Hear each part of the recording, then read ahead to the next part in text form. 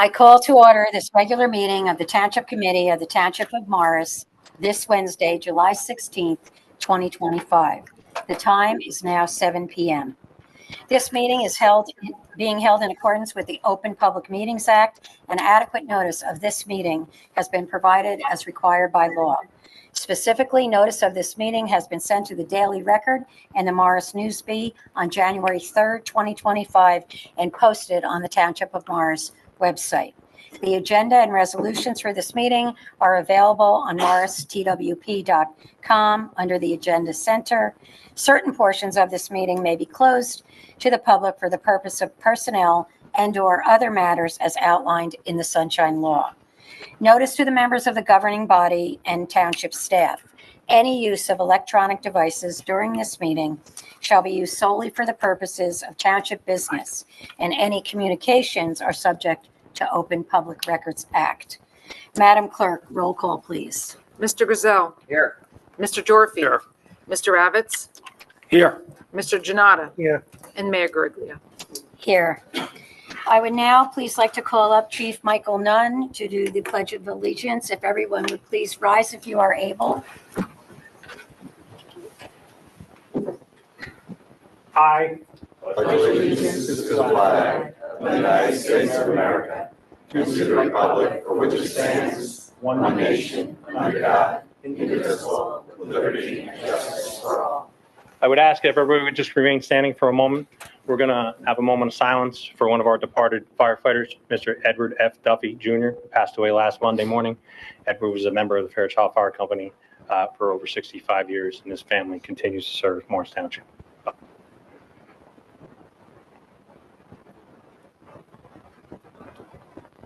Thank you. Committeeman Ravitz, do you want to come up? Oh, okay, yeah.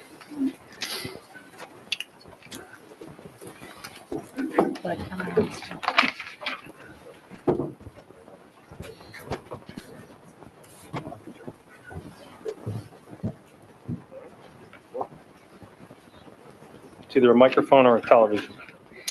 Good evening, everyone. Thank you all for coming tonight. On behalf of the Morris Township Fire Department, I'd like to welcome you all here for tonight's swearing in of our two probationary firefighters. We're here to officially recognize and celebrate the swearing in of two outstanding individuals, Andrew Sullivan and Jacob Kobe Schneider, as probationary firefighters. Today marks more than just a personal milestone for those two dedicated individuals. It also continues to reflect the growth and progress of our department. With the addition of one of these two new recruits, we're proud to announce that our career firefighting staff has now reached a total of 23 members. So an important step in strengthening our ability to serve and protect the residents of Morris Township. I would also like to extend a sincere gratitude to the Morris Township Committee and Administrator Tim Quinn for their continued support of the fire department. So we were able to serve the public. Kobe and Andrew have already shown a tremendous dedication to the emergency service in this community, and we're honored to welcome them as probationary firefighters to the Morris Township Fire Department. So I'll invite Andrew Sullivan and his family up at this time.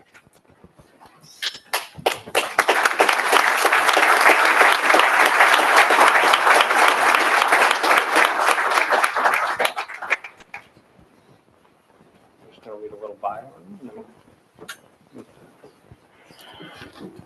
Andrew Sullivan, or Sully, as we know him, has proudly served the Morris Township Fire Department since 2017, beginning as a junior firefighter with the Woodland Hook and Ladder Company.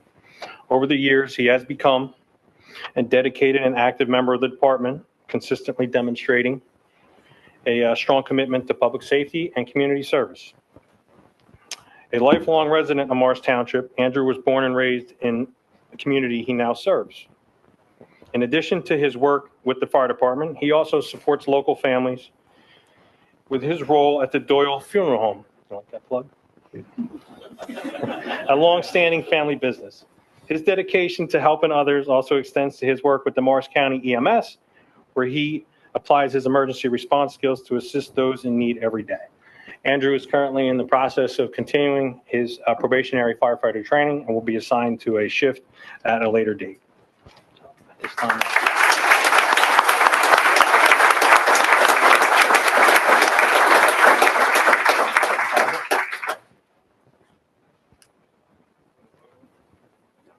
It's usually in the drawer.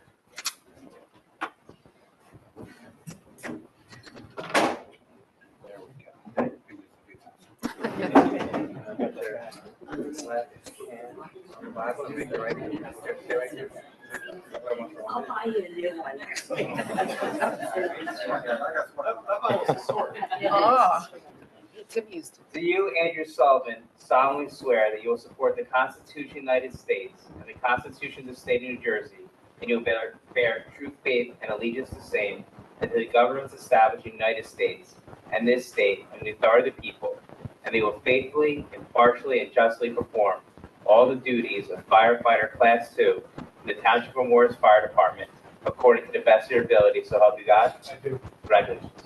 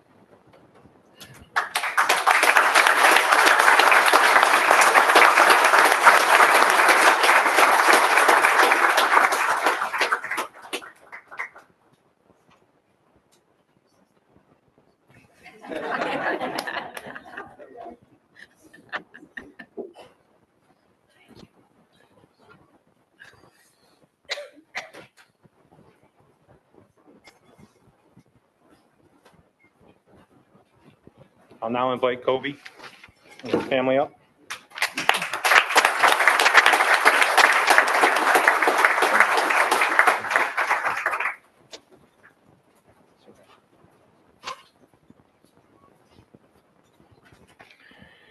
All right. Jacob Kobe Schrader is a lifelong resident of Morris Township who has a passion for emergency services that began during a gap year from college during COVID. When he became an EMT in the spring of 2022 after transferring to Drew University. He then joined the Morris Township Fire Department and has been a dedicated member there ever since.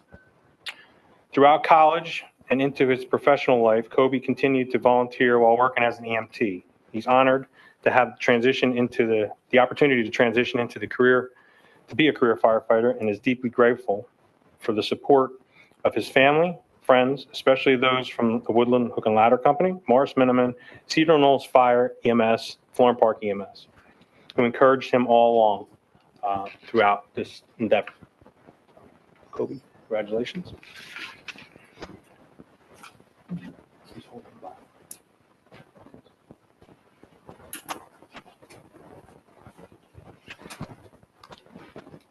Do you, Andrew Sullivan, solemnly swear? Oh, sorry. Doesn't count. You want to be twice? The other one not Sorry. Do you, Jacob Snyder, solemnly swear that you will support the Constitution of the United States and the Constitution of the State of New Jersey, and you will bear true faith and allegiance to the same, and to the governments established in the United States and this state under the authority of the people, and that you will faithfully, impartially, and justly perform all the duties of firefighter Class 2 in the Township of Morris Fire Department according to the best of your ability, so help you God? I do. Congratulations.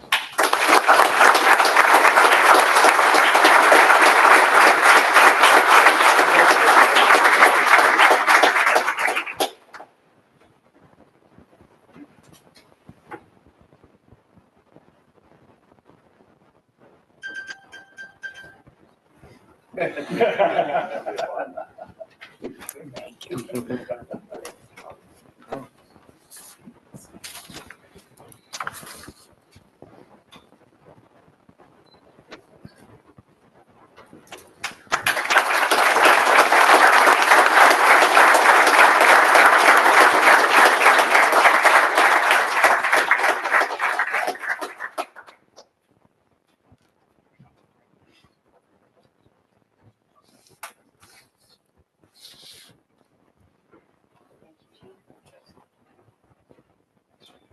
So Committeeman Ravitz and I are both on the Fire Standing Committee, so Committeeman Ravitz is going to give some remarks. I just want to say on behalf of the entire Township Committee, how proud we are of both of you.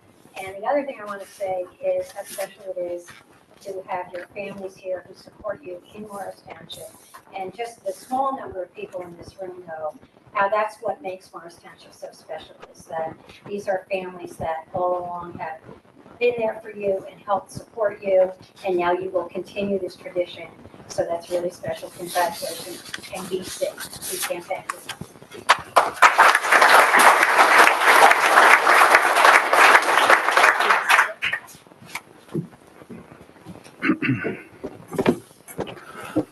enough. Good evening, everybody. Andrew and Andrew. It's a true privilege to be here today to the swearing in of Morris Township's two newest firefighters, Andrew Sullivan and Jacob Schneider. This ceremony marks more than just a formal oath. It marks a commitment to service, to sacrifice, and to something greater than oneself. Andrew and Jacob, by taking this oath today, you are stepping into the proud and noble tradition, one that requires courage, integrity, and unwavering dedication. Being a firefighter isn't just about responding to emergencies. It's about being a steady presence in moments of crisis, a symbol of protection and trust for our residents. It's about long hours, hard choices, and split-second decisions that save lives. But it's also about community. And today, Morris Township is stronger because the two of you have answered the call. To your families, friends, and mentors, thank you for the support that helped Andrew and Jacob get to this moment. And to Andrew and Jacob, know that you have new family in this department and a township that stands proudly behind you. Congratulations on this important milestone. Wear the badge with pride, serve with honor, and never forget the values that brought you here. Welcome to the Morris Township Fire Department, and we are grateful and proud to have you. And if you'll indulge me for another moment, I want to add on a tangent note, while the brothers and sisters of the department are still in this room, I want to congratulate firefighter Michael Zucker. I don't see him here, but last night Michael Zucker was recognized by the Knights of Columbus for his demonstrated unwavering dedication, leadership, and deep commitment to enhancing the emergency medical services provided by the MTFD. I was honored to be there to support him with his family, Chief Nunn, Administrator Quinn, as he received this recognition. Well done. You make all your brothers and sisters proud, and we are proud to have you on our team. Thank you.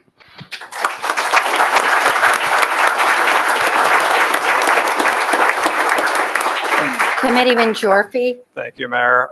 Good evening, everyone. I just wanted to say something really quick, but as we all know, we hire our fire department from the volunteer ranks, and we have done so for a very long time. And it really pays dividends to our residents to be hiring from folks who've already committed their lives to serving our residents. But I have to say that Sully and Kobe have been so dedicated in their time in the fire department.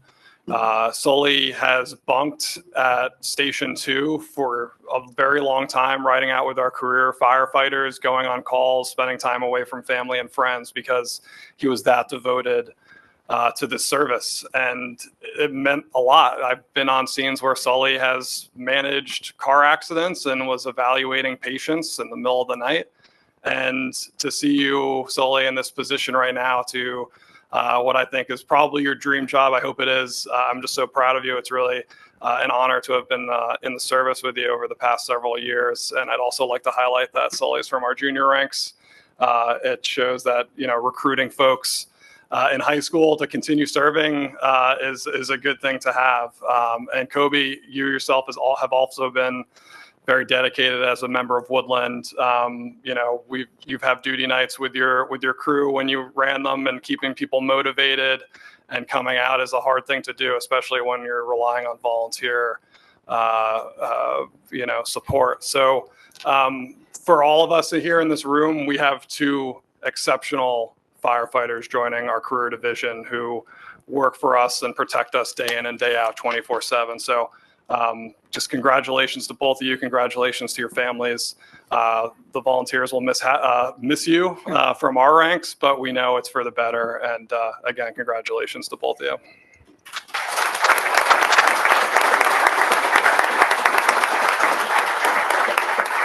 At this time, we will take a 5-minute recess so that you can either, if you want to take a couple more pictures, and obviously families want to go and celebrate. So thank you all for being here, and we will come back at 7:22.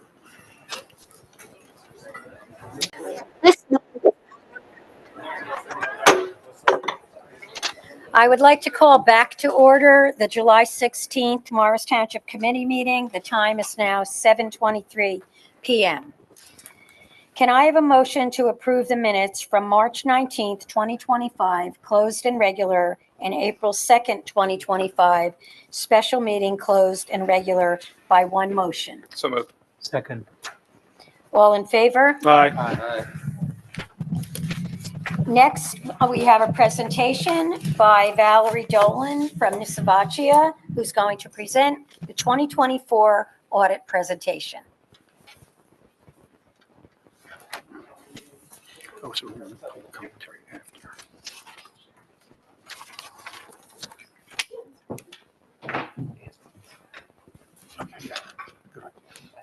Good evening, everyone.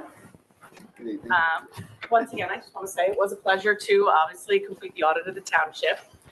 As always, we're in such strong financial condition that you should be commended for the hard work that goes into and all of the reviewing and everything that goes through your financials. I'm just going to give you a few financial highlights. Your tax collection rate sits at 99.42%. It's almost 100% collection on that taxes, which is consistent where it's always been. Fund balance in your current fund was about $12,600,000, which is consistent from year to year from 2024.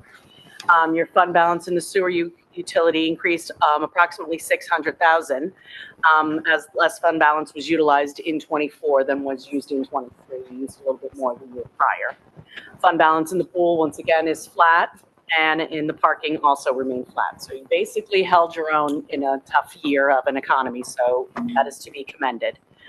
Your general capital debt is a little over $21 million, which is comprised of both serial bonds and bond anticipation notes. Your sewer debt is approximately $6.7 million, which is also comprised of serial bonds and NJEIT loans.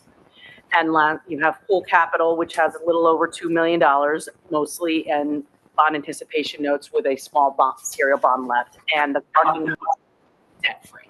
You've paid off your final debt on the parking lot.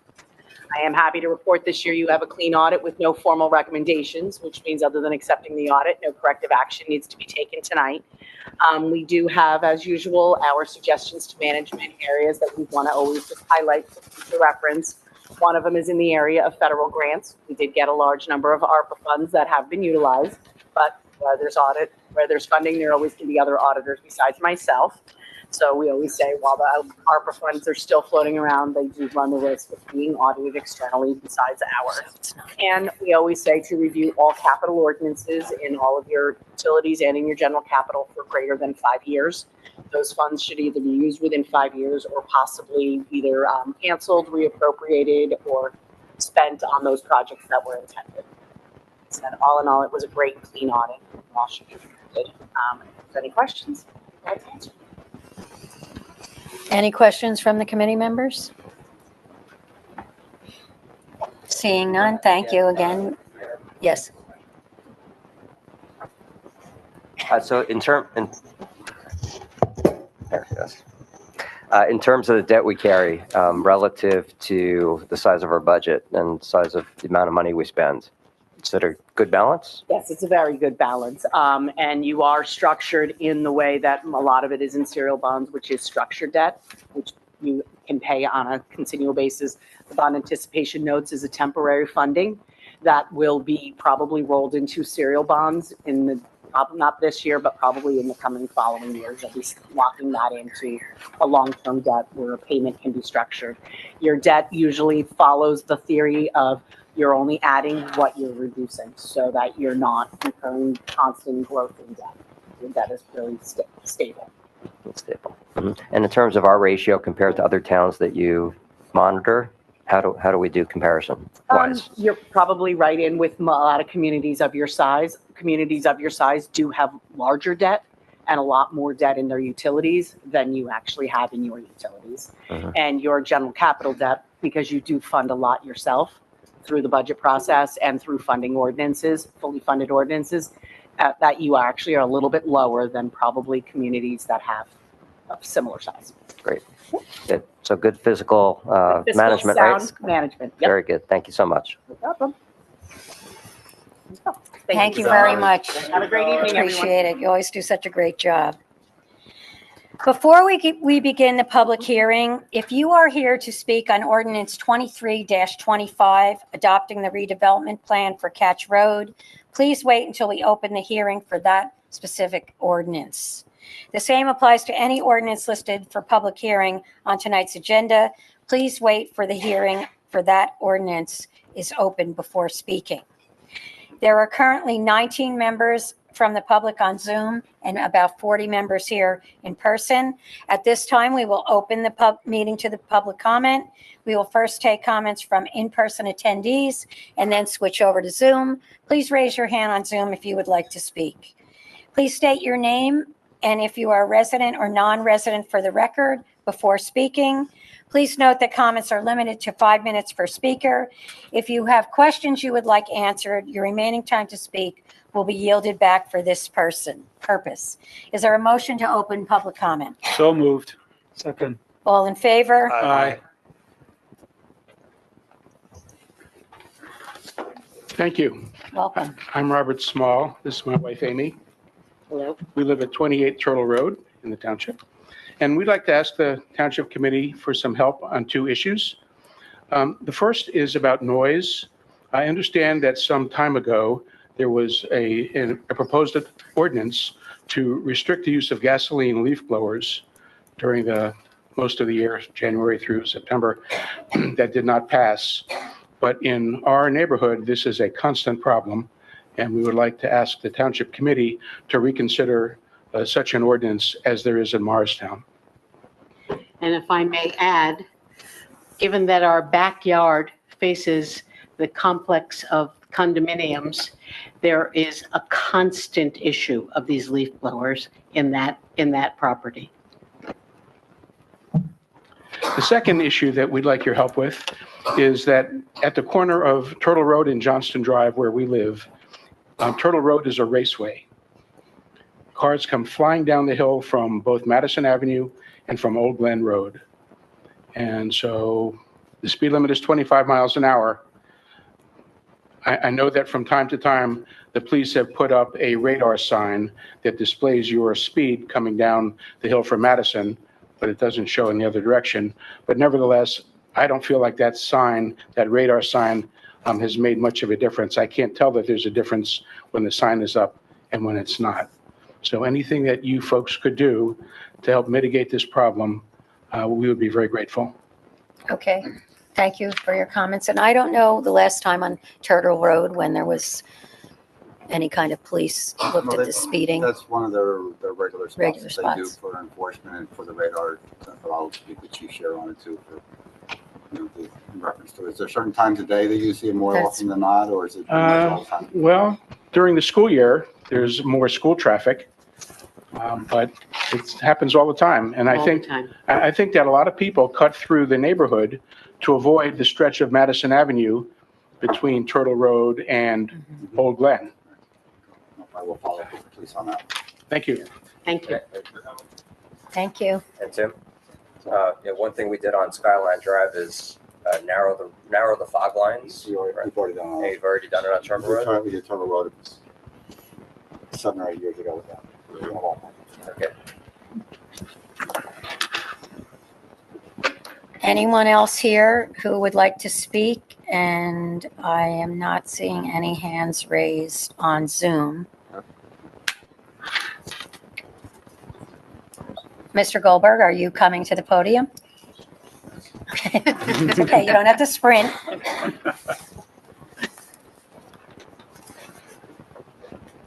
Lee Goldberg, 10 Arrowhead Road. For the audit report, is a copy of that will be made available on the website, or is that something that would need to be Oprah'd, or once it's all, the business is finished with It's it? been posted up on the website. It is on the website now. Thank you so much. And there's a little cross-pollination from my perspective tonight between the resolutions and then also the ones that are up for public hearing. So there's a lot of sort of, so I don't want to ask about things now. Is this the okay time to ask about specific resolutions and ones that aren't up for public hearing? Yes. Even if they're tied to that, even if they're tied to the Well, I 23? think if you're fully going to speak about the Catch Road project, it probably is better to wait till we have our public hearing on it. And there's a second public comment section if you're not able to get to it. But they are interrelated. There are, yes, But they I are think that if we interrelated. allow, then if you pull that reso out, it's going to defeat the purpose of having a specific part to talk about the Catch Road project, because everybody will just come up and talk about it. So, Okay, I mean, I think it'd be more appropriate to have it at the public hearing. okay, that's, And then if you're not satisfied, we can always, have a further. I just want to make sure I'm just, Yeah, no, Right. we're just trying to make it efficient because there's a lot of people here to talk about that Okay. project. all right, thank you very much. You're welcome. Is there a motion to close public comment? So moved. Second. All in favor? Aye. This evening, we have 3 ordinances scheduled for public hearing and adoption. Madam Clerk, please read the title of ordinance 2125 into the record, after which we will open the public hearing. Ordinance 2125, an ordinance of the Township Committee of the Township of Morris, authorizing the tax assessor to settle tax appeals. Note, authorizes the tax assessor to settle property tax appeals under $10,000. We will take comments from in-person attendees first, then we'll switch over to Zoom. Please virtually raise your hand on Zoom if you would like to speak. May I have a motion to open the public hearing on ordinance number 21-25? So moved. Second. All in favor? Aye. Seeing nobody here from the public and no hands raised on Zoom, can I have a motion to close public comment on ordinance number 21? So moved. Second. All in favor? Aye. May I have a motion to adopt ordinance number 21-25? So moved. Second. Any discussion or questions? Madam Clerk, may I have a roll call vote? Mayor, Oh, can sorry. I just suggest that maybe Mr. Quinn opine just for 30 seconds on the purpose of the ordinance? Yeah, so the purpose of the ordinance is that often coming before the governing body are small tax appeals that our tax assessor is able to resolve. And this gives him the authority to move forward in resolving those smaller tax appeals without having to get a formal resolution in order to do so, to expedite the process for the tax appeals. Very good, thanks. Madam Clerk, may I have a roll call vote? Mr. Dorothy? Yes. Mr. Avitz? Yes. Mr. Gazelle? Yes. Mr. Janata? Yes. Mayor Gurglia? Yes. I, Donna J. Gariglia, Mayor, declare ordinance number 21-25 approved and adopted, and direct the Township Clerk to publish proper notice thereof in the official newspaper. Madam Clerk, please read the title of ordinance 22-25 into the record, after which we will open the public hearing. 22-25, an ordinance of the Township Committee of the Township of Morris authorizing the sale of that certain property known as Block 8602, Lot 10 in the Township of Morris, County of Morris, State of New Jersey. Note, authorizes the sale of township-owned property located at 4 Old Turnpike Road. Again, we'll take comments from the public in-person attendees first, then we'll switch over to Zoom. Please raise your hand in Zoom if you would like to speak. May I have a motion to open public hearing on ordinance number 22-25? So moved. Second. All in favor? Aye. Mr. Goldberg? Lee Goldberg, 10 Arrowhead Road. Yeah, I was surprised to see this on the agenda tonight. I believe this is the old Cozy Cupboard location on Old Turnpike Road. I know the township acquired it, I think, just as recently as 2 years ago, I think for a sale price of $700,000, but I may be off on that. But I'm just curious as to, I know there was some talk of maybe moving the town rec department over there, utilizing that for some additional office space. So what's sort of triggering the sale of this now, and any insight you can provide, appreciated. So once we acquired the Jean Street property. It was decided that Parks and Rec would move into that once that's completed. And so the 4 Old Turnpike then became available, and It's going to sell to Community Hope, and we're going to do a group home as part of our affordable housing plan for the 4th round. Oh, so there'll be a group home there, and the units there will be allocated to the 4th round. Is that what I'm hearing? Is there any sense on how many number of units, or? There's 5 units. There's 5 units. It's remaining the same size. 5 bedrooms 5 bedrooms For disabled persons. for for disabled. disabled persons. Is the intent to renovate the existing structure, knock it down, or am I just way ahead of myself over my skis with those kind of details? It will be renovated. It'll be renovated for 5 units for folks with Not 5 units. 5. 5 bedrooms. Oh, 5 It's bedroom, a remaining. 5-bedroom group home, and those 5 bedrooms will count towards our 4th round share for affordable units.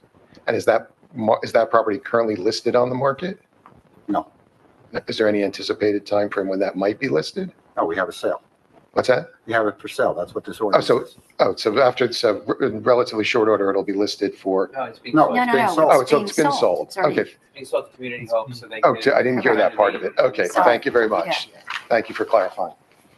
And Mr. Goldberg, just to understand, everybody else understands, when you do disability housing, like we're doing at that site, you get an extra bonus credit per unit. So we're going to be getting 10 credits out of that as opposed to the standard 5. So it helps us in that manner with our affordable housing. We're doing good for the disability community who needs that type of housing, but it eases our burden on the affordable housing number side. That we're facing, What's that? that we're facing in That terms we're of. facing, yes. Correct. Yeah. Okay, well, thank you for clarifying with that extra bit of helpful information. Appreciate it. Seeing no other members from the public and seeing no hands raised, is there a motion to close public comment So on? moved. Second. All in favor? Aye. May I have a motion to adopt ordinance number 22-25? So moved. Second. Madam Clerk, may I have a roll call vote? Mr. Gazelle, Yes. Mr. Dorfy. Yes. Mr. Janata, Yes. Mr. Ravitz. Yes. Mayor Griglia. Yes. I, Donna J. Gariglia, Mayor, declare ordinance number 22-25 approved and adopted, and direct the Township Clerk to publish proper notice thereof in the official newspaper.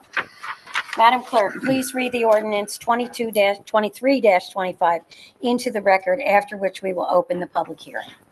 Ordinance 23-25, an ordinance of the Township of Morris, Morris County, New Jersey, adopting the redevelopment plan for Ketch Road regarding the property identified on the Township's tax map as Block 1901, a portion of Lot 1, 540 West Hanover Ave, and a portion of Lot 1.01, 81 Ketch Road, pursuant to the local redevelopment and housing law NJSA 40A 12A-1.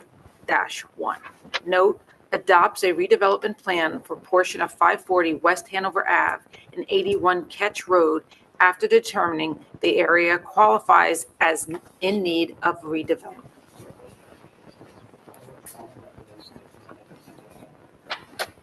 So Liz will go now. Somebody answer all the questions. Right. So at this time, we are going to have our Township Planner, Elizabeth Laney, do a presentation on this particular redevelopment at Ketch Road. Okay, thank you, Mayor. If you just give me a moment to get a PowerPoint going.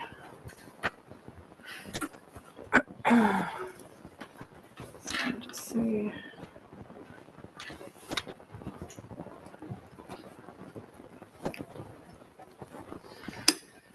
Okay, thank you. So as you mentioned, tonight's hearing is for the Ketch Road redevelopment plan, which would apply to the Ketch Road redevelopment area, which the Township Committee designated as an area in need of redevelopment on June 11th, just a few weeks ago, based on the recommendations from the Planning Board and on an investigative study prepared by our firm on behalf of the Planning Board. So as was stated in the preamble, the redevelopment area consists of portions of lots 1 and 1.01 on block 1901. It's to the southwest of the intersection of Ketch Road and West Hanover Avenue. It includes approximately 1.68 acres on lot 1.01 and 1.86 acres on lot 1 for a total of 3.54 acres. Parcel is currently essentially landlocked with wetlands along its western edge. The area is currently owned by Morris County. It's in the OSGU open space government use zone, which applies to a lot of public uses and government buildings around the township. With regard to the area's existing built context, lot 1.01 is currently a 3-acre parcel improved with the ARC group home. Lot 1 is currently a 109-acre parcel, and it's home to a variety of county uses, from veteran services, county prosecutor's office, youth shelter, the K-9 unit, solar fields, and the Ketch Road soccer fields. Immediately to the east, I'm not sure I can, does it show up? Not really. All right, or immediately to the east is lot 4, which is improved with a single family home. To the north is the 19-unit Dean Gallo senior living facility, as well as Morris Muse, which is the 100-unit senior living facility. And then across Ketch Road is open space, and then to the south, to the east, and then to the southeast are single-family residential neighborhoods. So before I get into the contents of the plan, I'd like to start with some background to provide a context for how and why we are here and how we got here tonight. I think most people are aware that in New Jersey, towns like Morris have to provide their fair share of affordable housing. Sorry, this is a close-up. And there have been 4 regulatory rounds of affordable housing starting in 1987 and extending through today and really July of 2035 at this point. And each round of affordable housing has set forth affordable housing obligations for each municipality. And it's the 3rd round of affordable housing. The 4th round started a couple weeks ago, but it's the 3rd round which brings us here tonight. And so, the first 2 rounds were overseen by the Council on Affordable Housing, which is an administrative state agency, and for a variety of reasons, in the 3rd round, the regulatory responsibilities were taken from COA, Council on Affordable Housing, and handed over to the courts.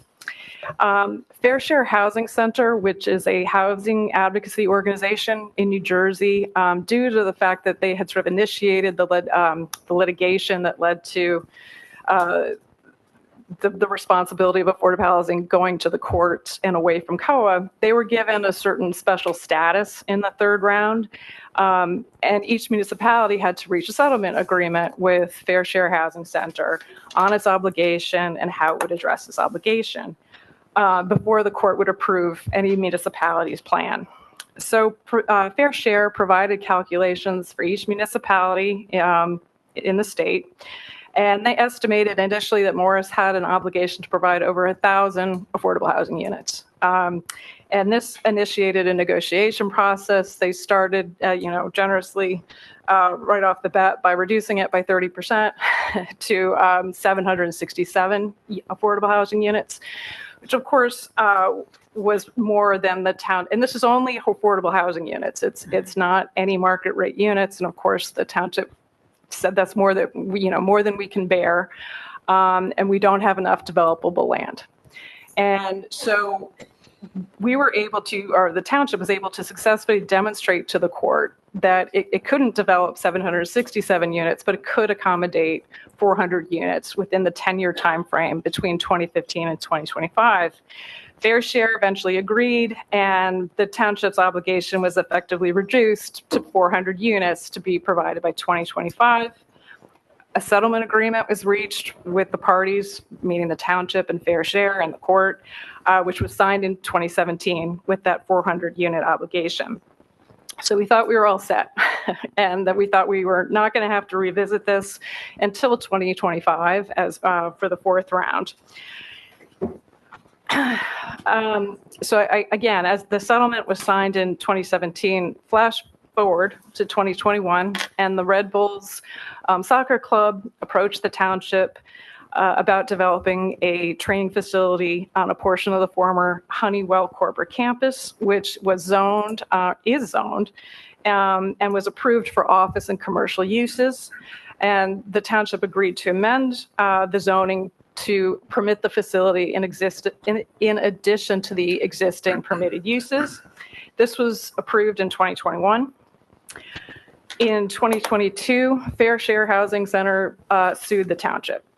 And their argument was that back in 2017, the township was able to reduce their obligation to 400 units because of the lack of developable land.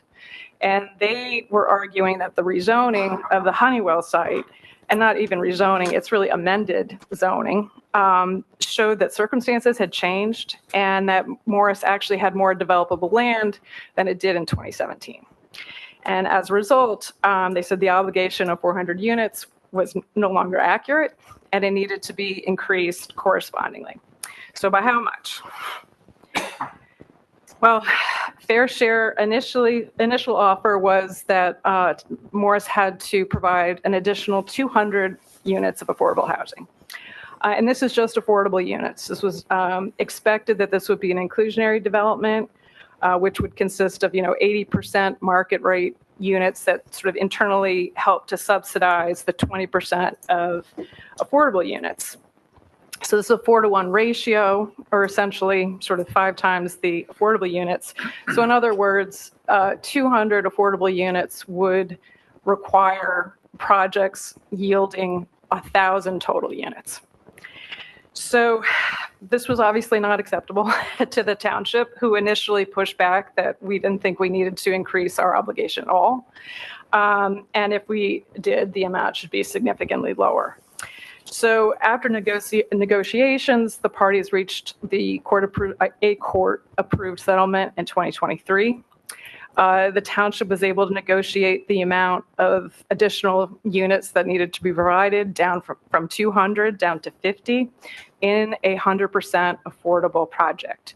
So pursuant to this legal agreement, the township is required to zone for an additional 50 units, and actually the agreement specifies the site that is the redevelopment area. So I think the next question is, why this site? This also has a history, and dating back at least to 2012. This is a map prepared by Morris County in 2012. It was included in the township's 2017 master plan reexamination, and it shows that land within Lot 1 was proposed for affordable housing. If you can see, they have Morris Mews in the sort of colored in pink, and then the hashed is where they said an additional site for affordable housing. So it was to the west of Morris Mews, and this unfortunately happened to be then subsequently the same site that the county decided to put a solar field on. But affordable housing in this general area remained on the county's radar.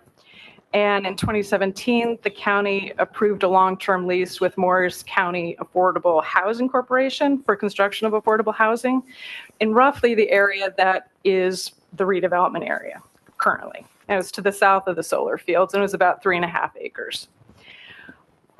Housing was not pursued at the 2017, partly because we were able to accommodate the 400 units elsewhere in the township, and we didn't need to pursue it, and also that the township would essentially be on the hook for financing it. So it was not as attractive an alternative at that time, especially when there were other sites available that the township could use to meet their 400 unit obligation. So in 2023, when the township learned it was going to have to provide 50 additional units in 100% development, it approached the county and asked, would it be possible to use this property for these 50 units, and the county agreed. And they modified their lease with ARC, and they terminated their lease with with Morris County Affordable Housing Corporation. In exchange for the modified lease with ARC, the township agreed to set aside 5 of the 50 units for supportive housing, supportive and special needs housing. So, why was the redevelopment area seen as appropriate location for affordable housing? And largely it has to do with the built context. The immediately surrounding area offers a diversity of housing. You have the ARC, the group home, you have Morris Muse, you have the Gallo Congregate Living Facility. And it seemed like it would be appropriate and compatible with these uses, certainly more so than maybe other areas of Lot 1. And further, the site's topography allowed for the housing to be set back a distance from Ketch Road, and it had a lower topography, which would help to shield it and minimize the visual impacts. So I'm now just going to go to the contents of the redevelopment plan, which essentially is designed to effectuate this settlement agreement that was made with Fair Share Housing Center. So the plan, as is standard or required in a redevelopment plan, starts with the goals and objectives as a discussion of its relationship with the township's master plan, the county's master plan, the state plan. It permits multifamily rental units, including supportive housing, for accessory units, but only up to 50. It's not open-ended. For accessory uses, it permits a 2,500 square foot clubhouse for exclusive use of the residents, outdoor recreation, off-street parking, fences and walls, signs. The minimum lot area is 3 acres, which is consistent actually with the OSGU. I think probably the Township Committee is aware, does not really have zoning standards, but when it comes to residential uses, it sort of reverts to the R130 zone. And the R130 zone, the minimum lot area is 3 acres. As I said, the maximum yield is 50 dwelling units. The maximum number of buildings is 3, and the maximum number of units per building is 24. It's designed so that the buildings, the maximum height of the buildings is 3 stories and 45 feet, but it only permits one of those buildings to be that high, and that has to be the building furthest away from Ketch Road. The other 2 buildings have to be, may only be 2 stories and 35 feet, or essentially 35 feet. There are setbacks in the plan. The most generous setback is to the adjacent Lot 4, which has the single-family home. That's a required setback of any building to the lot line of 50 feet. Maximum building coverage, 30%. I talked about the height. The parking is 1.5 parking spaces per unit, which is consistent with other types of housing, other housing projects that are similar in nature to this. Another thing to note, let me just see. Oh, I should have turned the plan. I'm sorry. This was the illustrative plan and the redevelopment plan.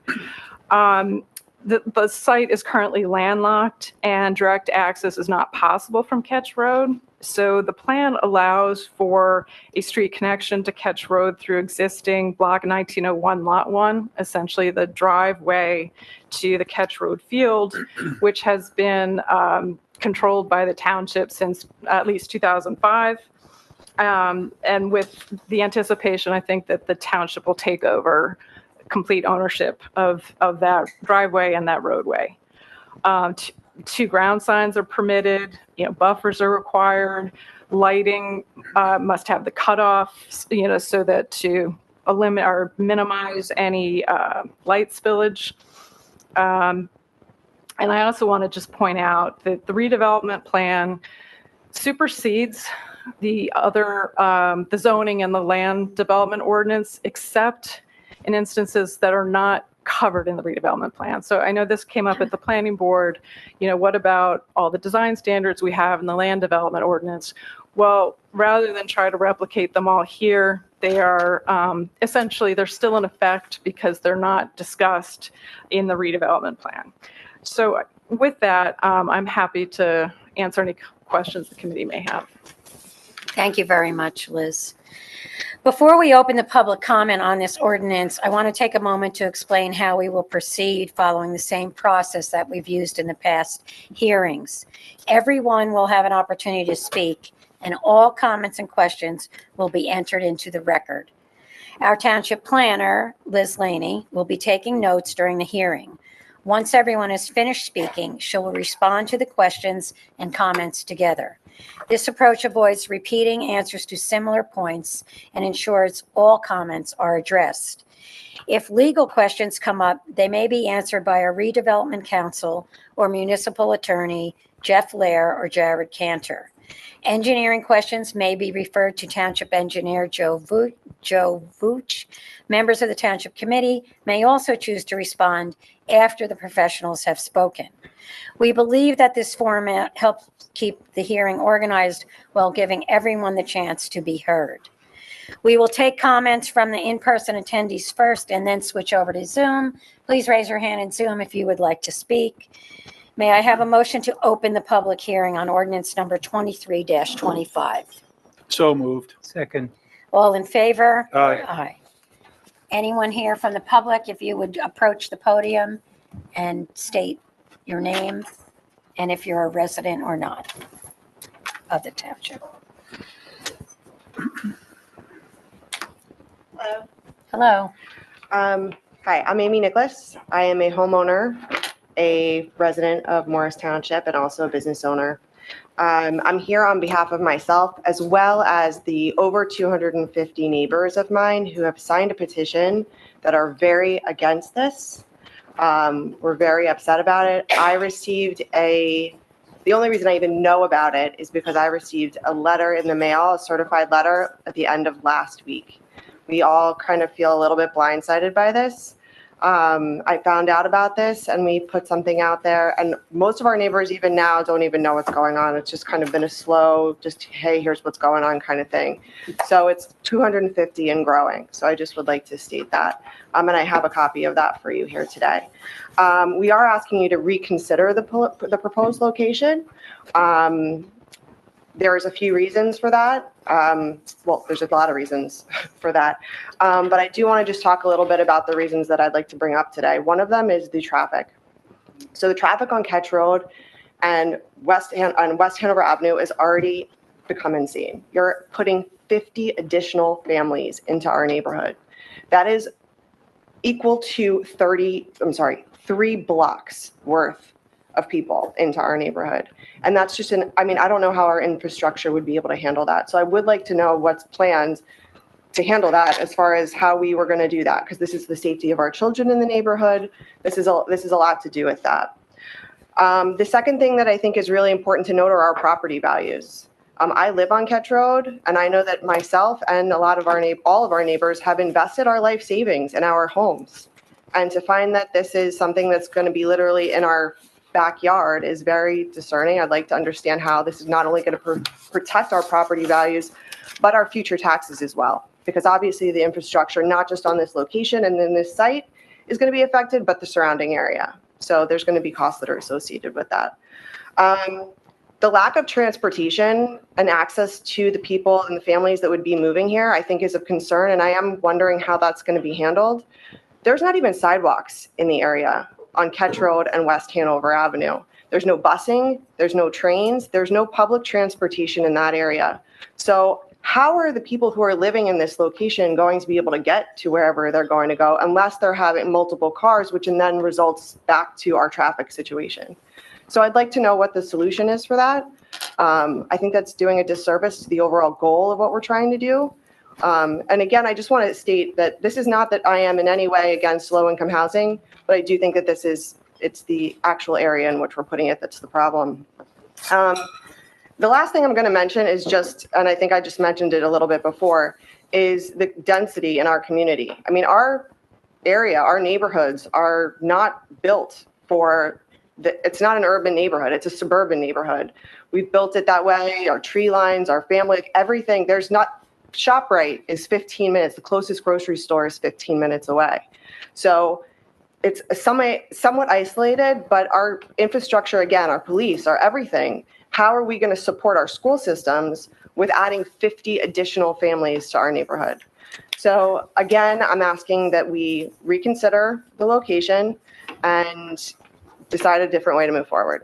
So I also have our proposal, and I'd love to see what the answers are, I guess, to some of those things, amongst others, which I'm sure other people will speak to. Thank you very much. If you want to bring that up, I'll take it.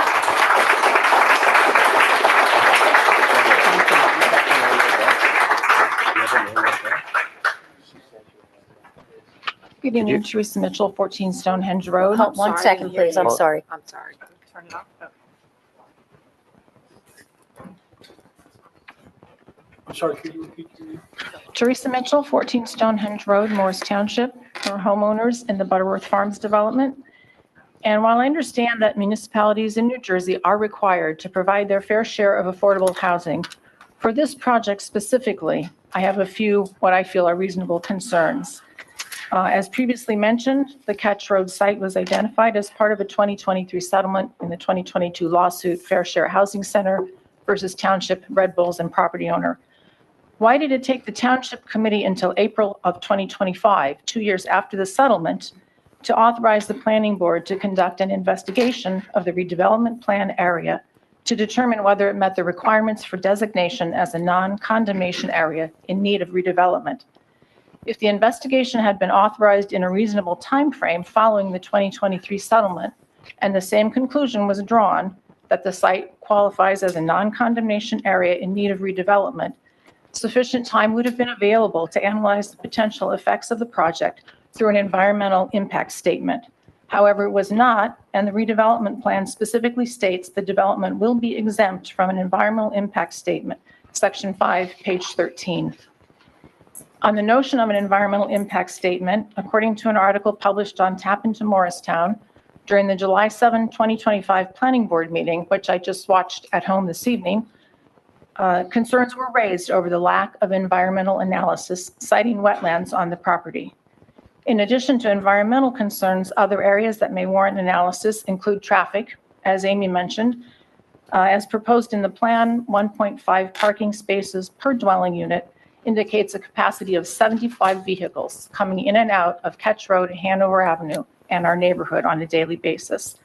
The other area that might warrant analysis is open space, given that site access will be provided through a portion of the Ketch Road field, Section 5, page 12 of the plan.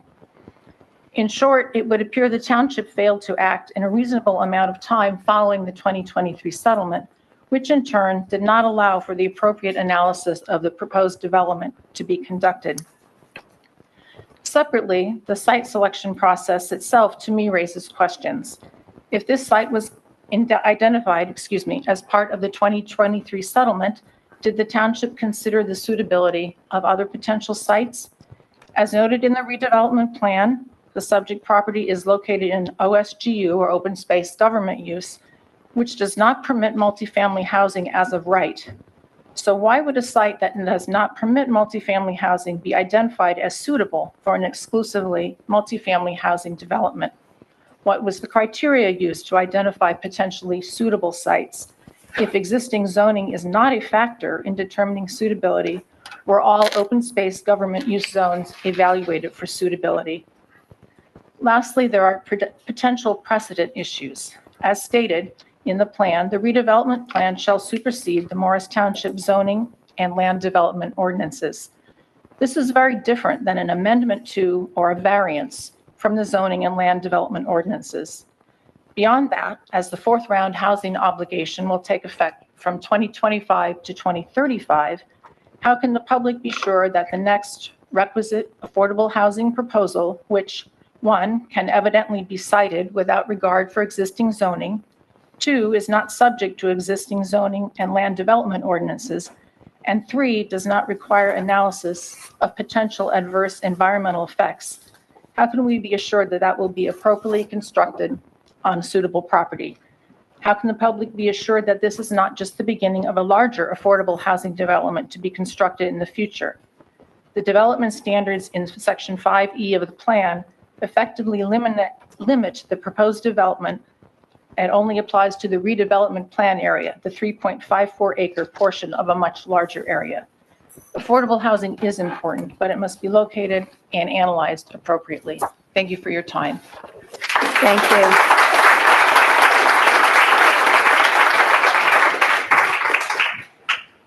Hi, Walter Piccolo from Morris Township resident. For me. What's your address, I'm sir? sorry, what's Oh, your we're name? not giving addresses? Okay. Your Name, sir? Walter Piccolo. Thank you. For me, I'm just concerned about the school system here. It seems like the school system continues to be taxed by Morristown itself with the amount of residents that they put into the school system. You're now increasing that with this plan here. Has there been any research into what would happen to the school systems? How many more kids would be entered into our school system? My kids are done with the school system here, but I recall that my son couldn't eat lunch in the cafeteria. He had to eat it in the hallway because it was overcrowded by that many students. I don't want to see that happen to our kids that are here, and they shouldn't have to suffer through this. And the other thing that concerns me is I don't see this problem with other towns. You have towns like Mendham, you have towns Chatham, Harding. Do they have these same requirements that we have? Well, I don't see it. So anyway, for us, we have a crammed school system and it's only going to get worse. And I think that should be the reason why this should either be curtailed or canceled altogether. Thank you. Thank you.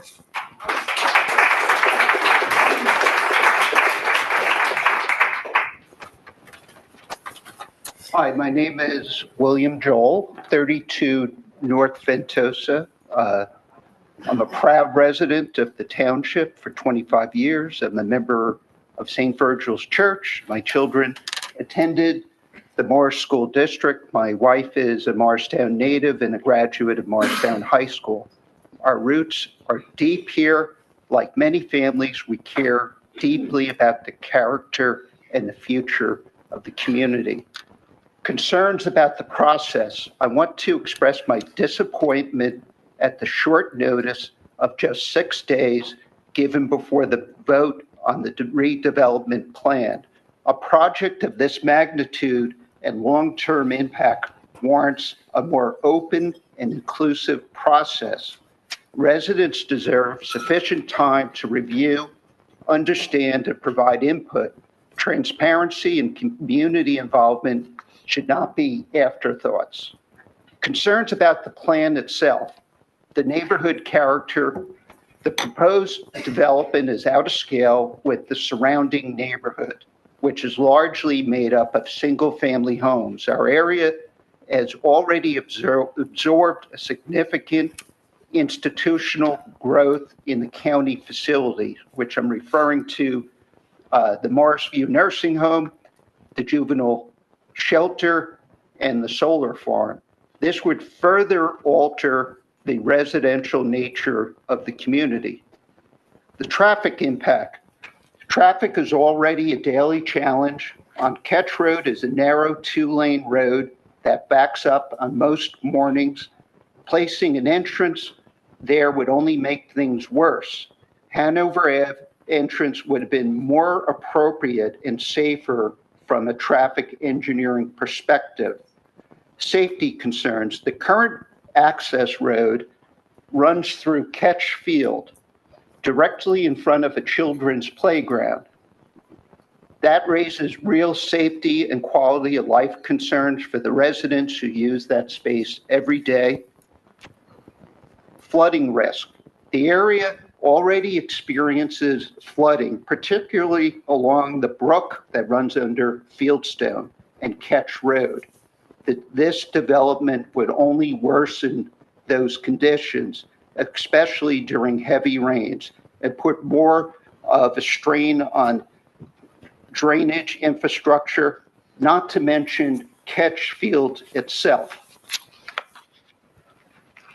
In closing, I respectfully urge the Township Council to reconsider this proposal, to explore alternative locations or configurations that would allow us to grow responsibly without compromising the safety and character and well-being of our neighborhoods. Smart growth is essential, not rushed decisions that we may regret. We are in this position because of the town's prior approval of the Red Bull Training Center. Let's not compound the problem with another misstep. Thank you for your time and service to our community. Thank you. Mayor, it's Jeff Lehrer. I was wondering if I could just say a few words before you continue. Well, actually, Jeff, we were waiting. We wanted everybody to speak first. Yeah, I just wanted people to understand what this is and what this hearing is tonight and what this isn't, because people keep talking about notice. The notice is really about the planning board hearing on Monday. The hearing on this is really about the ordinance that for the redevelopment. Okay. Yeah. So we'll be addressing that. We'll be addressing that further later. Right. Well, Yeah. we will. So appreciate that, Jeff, but we will address that later. Yeah. Okay. But we want everybody here to get their turn at the podium. Understand. Good evening. I'm Susan McManus. I live at 91 Ketch Road, Morris Township, and I am a lifelong resident of Morris Township along with my family. I'm not going to give you the eloquent speech everybody else gave. I will second everything they have said. Here's what I want. First off, that is a large area of wetlands, and according to your proposal, you don't need to do an environmental study. An environmental assessment needs to be done, and it needs to be presented. What are the results? They need to be written, and the public needs to be aware of it. And what is the mitigation plan?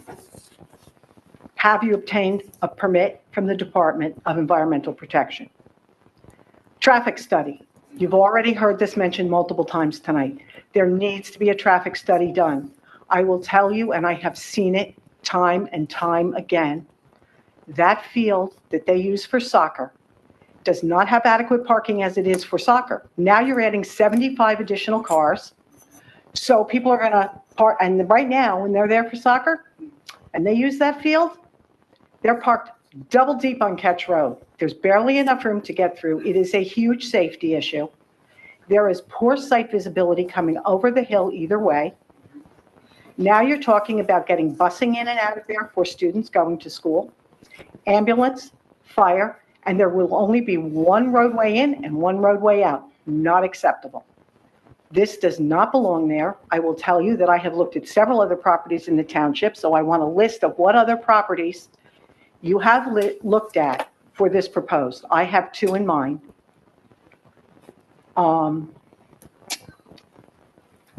And, you know, in your document, you write that, you know, under the existing undeveloped area, it is locationally challengeable. Yeah, you can't, we cannot handle the volume. I understand needing the affordable housing. I get it. I'm not objecting to the people that are going there. They have no transportation. They can't walk anywhere safely. It is a huge safety issue to the community around it. There are other places in the township that this could go without any problem. The last thing is, what do you consider supportive housing? What are the criteria for that, those people in that supportive housing? Because that comes with a lot of medical issues and a lot of other issues that go along with it. Thank you. Thank you.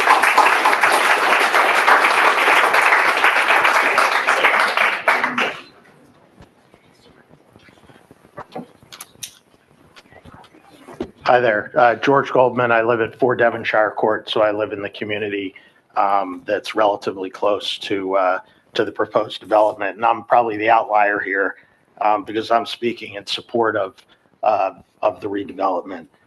We need more affordable housing in our community.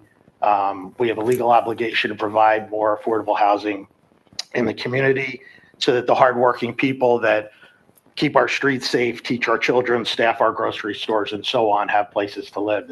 There's a difference between low-income housing and affordable housing.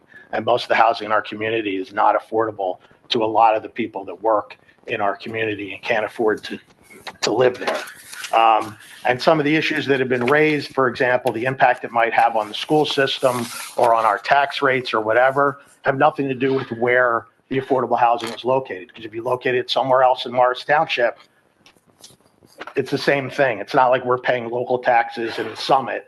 We're paying taxes in Morris Township, and locating it somewhere else has the same impact on schools, same impact on taxes, et cetera. So a lot of those issues that are raised either in the petition or et cetera are really, from my perspective at least, ill thought through in terms of the practicalities of what we're really talking about. Certainly, people don't want affordable housing in their backyard, and that's a sort of universal American phenomenon, and putting it in someone else's backyard doesn't change, the problem. So from my perspective, and I live very close to there and have for over 20 years with my children, I also have served on the board of Homo Solutions for over 9 years, including 3 years as board chair. So I'm very familiar with affordable housing and the problems that we have in Morris County and Morris Township. And from my perspective, it's a reasonable proposal, and not everyone in our community is against it. Thank you. Thank you.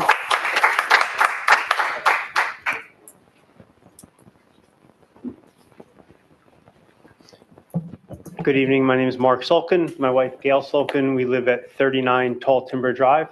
So in that development, we've lived there together for about 20 years. Well, in Morris Township for 20 years, in that development for 5 years. My wife was born and raised, graduated from Morristown High School, moved back, and has probably been there for about 40 out of her years. We have 3 children, all graduated from Morristown High School as well.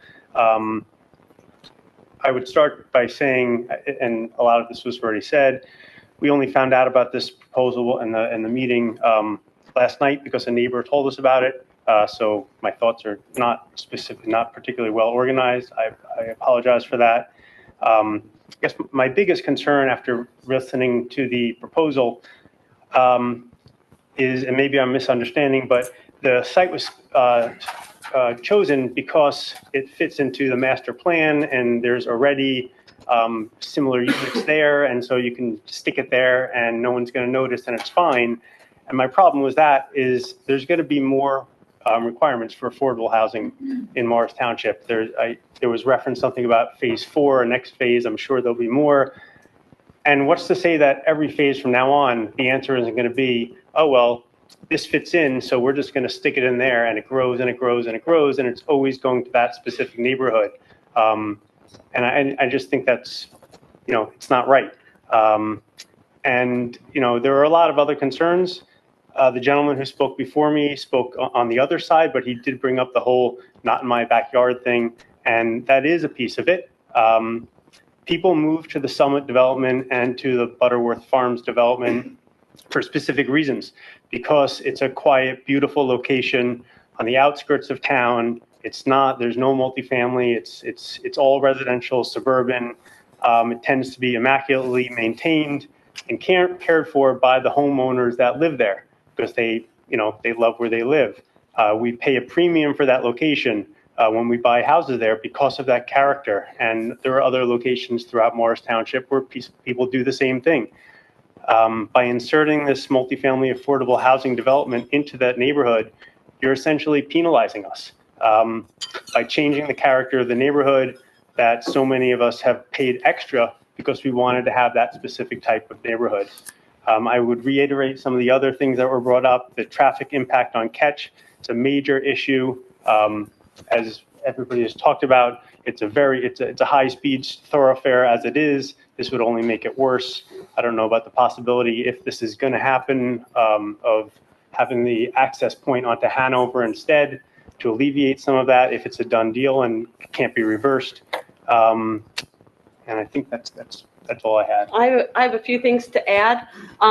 first I want to say that I'm absolutely disappointed in my township that there was no notification of this to people in the neighborhood who live close to where this proposal is going to take place. I think that's just a horrific thing that there wasn't. I mean, I didn't receive a letter by certified mail, and we don't live that far away. I know there's been a lot of discussion about traffic and driving, and I agree with all of that. But personally, I'm a walker, and half the time I walk down Manor over to Ketch, and I cross into Butterworth, and I walk through Butterworth, and it is difficult enough to cross Ketch now without adding additional traffic. I also object to the fact that you're taking this land that is beautiful and undeveloped and finally gives place for wildlife in our area and just the beauty for the people who live in that neighborhood to see, and you're developing it where I really think that there are other places and even buildings that could be purchased within the township limits that could be redeveloped to house 50 units and not destroy beautiful land that shouldn't be touched, because that's part of what makes Morris Township special. I think that I read an article in TAP and it said that board member Linda Murphy, I have no idea who Linda Murphy is, I'm sorry, but Linda Murphy said this is the perfect place because there are other units that are similar to this. Well, you know what? I agree that not everyone wants affordable housing in their neighborhood. We already have affordable housing in our neighborhood. We have the senior affordable housing right on the corner of Ketch and Hanover. And you know what? Morris Township, I think other neighborhoods can, absorb some of this. For the few city planning classes that I took years ago at NYU, and I did do a lot of city planning courses, it was not always a great thing to put, low income housing all in the same area. So spread it around Morris Township, find a place where you're not going to ruin the land, where you're going to ruin neighborhoods and create traffic that's both dangerous and causes problems. And I'm sorry, I didn't write any of this down, but I'm going to end by saying I'm really disappointed in my elected officials, the way that this has been planned so badly. You've had a long time, apparently, to deal with this issue, and to make it a last-minute thing is not the best. I have no idea who the person who came on and spoke in the middle of this was, but he didn't follow the rules. I'm a little disappointed that somebody was allowed to speak in the middle when nobody else was allowed to do that.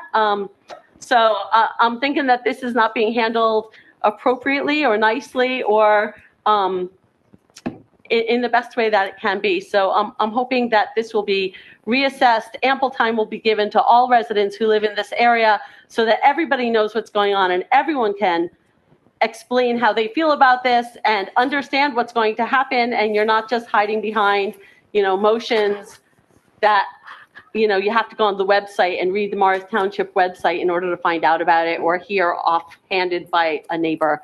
I think this is really the cowardly way. So thank you. Thank you.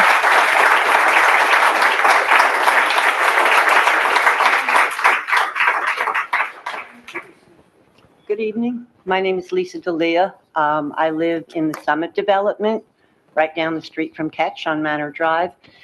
I'm here because I'm disappointed also. I think I would believe that most of us, all of us here, and in our whole town, have compassion for people from there, but for the grace of God go we.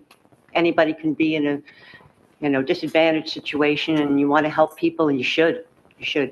I'm in agreement with so much of what the first few women have said.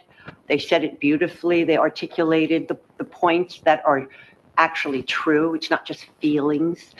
I understand the gentleman also who worked for the homeless solutions. I've been to the homeless shelter myself and helped out, and I understand his feelings. At the same time, we need affordable housing, but it's where it's at.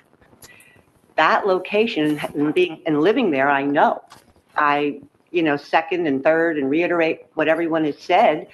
The traffic, it's horrendous. You don't also know who some people might be having as guests, and that would increase the parking and the traffic there. So I would suggest other locations. I would think of Whitehead Road in Morris Township. That road has one house on it. And it wouldn't interfere with everything, but people would be able to access amenities and services and the train, anything people need, just like we do.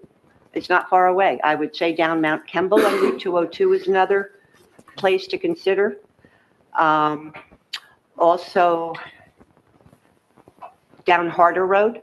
There's land around Morris Township that's not being explored. Past Morristown Hospital, there's like an office building of doctors on 310 Madison. Past there, there's land. There's other land areas that wouldn't be as intrusive to neighborhoods and the traffic situation. So, we have to be compassionate and help people, and that's part of our duty to our fellow man. And at the same time, that particular location, that would probably be a disaster. So thank you for your time. Thank you.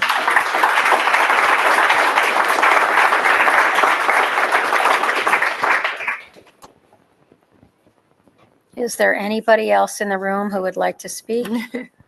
Please approach the podium.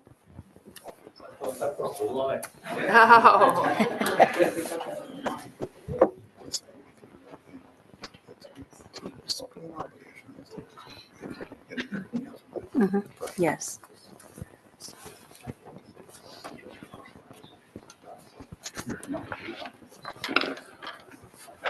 Go ahead. My name is Dale Porter. I live at 17 Mark Twain, and I'm the neighborhood watch captain for our neighborhood, which includes Manor Road up to Ketch. There's been a problem for a long time along Hanover Road. There's no sidewalk there. And you've got this huge population of I want to say homeless, not homeless, but disadvantaged people living in these large buildings. And there's no place for them to walk down. A lot of these people are walking to Morris Plains, down onto the new ShopRite area. And I believe that's a county road. But they don't even cut the grass on the road.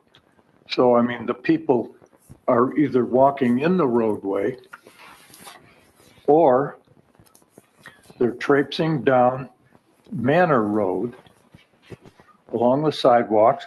They go down to the cul-de-sac at the end of Manor, go through, there's a pathway that's been worn through over time that comes out behind that county school, and then they move on that way. These strange people coming through our neighborhood have in the past broken into our houses at the end of the cul-de-sac because they walk at night, a lot of them. There's people living in the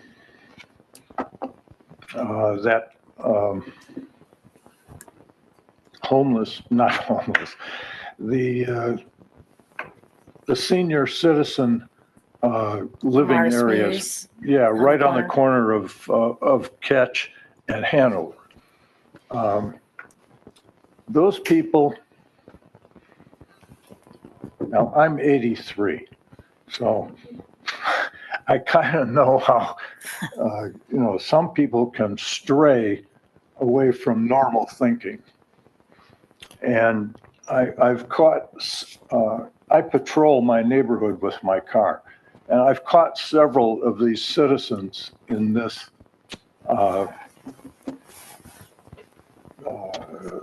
shelter, just walking around in the rain, and I say, hey, where are you going? You need a lift? Where you live? Where you live? Oh, I just going up over there, but it's pouring like hell. You don't have an umbrella or anything. Oh, okay.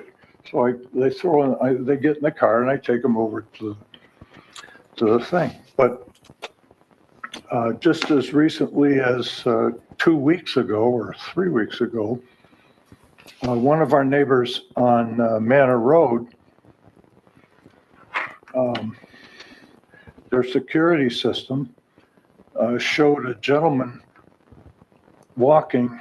It was in the middle of the night and it was raining, but he was dressed like me. He didn't have a raincoat. He didn't have a hat. He had a wristband, but which made me wonder if maybe he was a walk away from either Greystone or one of the other places. But the township police never found him. He managed to get away. But if you put a driveway with all of these low-income people coming up to Ketch Road they're going to see Manor Road ahead of them.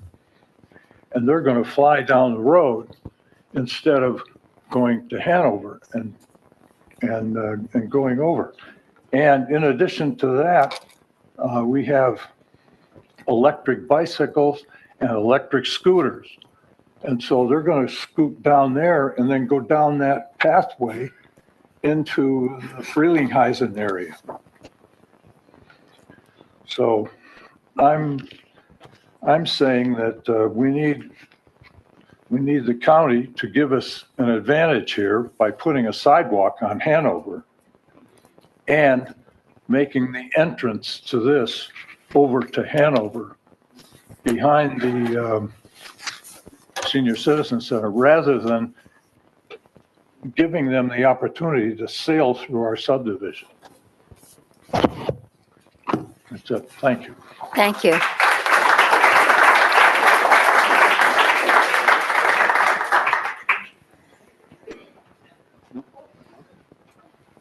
Howdy. Hello. Ryan Gorman, 26 Normandy Heights. A lot of good sort of agreement tonight. I took some notes. First of all, wonderful news on the group home. Thank you for the work there. That is fantastic. More is needed, so thank you, and more please. A lot of concurrence from everyone here, it seems like, on support for more sidewalks. So love that. There's not always great support. There's huge support in this room. So anything you can do with the county, anything you can do here to support that, fantastic. More sidewalks would be great. The comments on concentrating affordable housing, that of course is a risk. That is a very significant risk. It's historically been done, especially to historically underserved communities. I don't think this development represents that, but for the township to be aware that absolutely should be spread out. So much more and everywhere would be fantastic. So that's my takeaway from some of the comments. I'm hugely supportive of this development and pretty much anything and everything you can do to facilitate more affordable housing, both deed restricted and not, naturally occurring affordable housing, to remove some of the restrictions that exist today, including not allowing homes that are otherwise single family to be duplexed, or for people to be able to rent out their basement and things like that. Today, the township does require that you sign a letter saying you're not going to rent it out, but that, of course, could be naturally occurring affordable housing. It doesn't qualify for your plan, and yet it helps the community. So it might be something to consider. So hugely supportive of everything that you're doing, hugely supportive of this. I appreciate what the council's doing. You're actually doing your job and following the law in doing this. So I understand that can be upsetting for many people, but that's what you're doing. So I appreciate it, and I appreciate that you're doing that even when it's tough sometimes. Most of my family would qualify for a lot of what's been discussed tonight. Affordable housing in this development, including a sister who's pretty severely disabled and would qualify for the group home. So I, again, just personally really appreciate it. I live across the street from the Morristown Fellowship, for those of you who know it. So in 1912, that was built as a mansion. Probably didn't have township meetings in the same way, but if they did, people would have shown up and objected to tearing down the woods and building that mansion over 100 acres. 50 years after that, it was subdivided into 5-acre plots, and what I would consider mansions was built there in those subdivisions. People probably would have shown up and objected to that being built as well. About 20 years after that, it was further subdivided into 1-acre plots, one of which I live on. People would have shown up and objected to that. They probably did.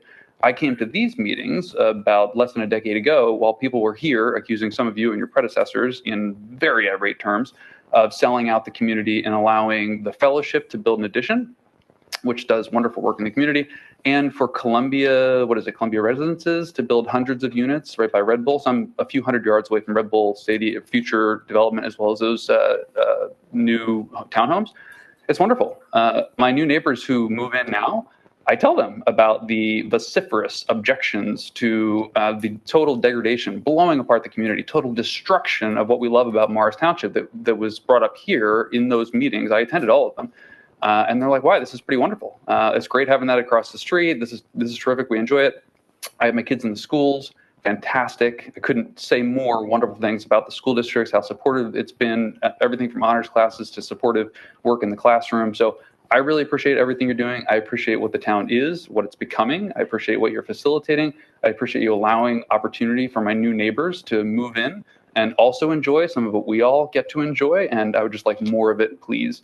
I understand people don't show up to say that when they're not directly impacted.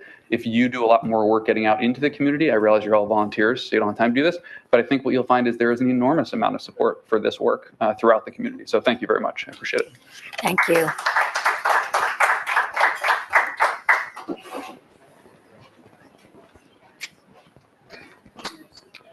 Lee Goldberg, 10 Arrowhead Road.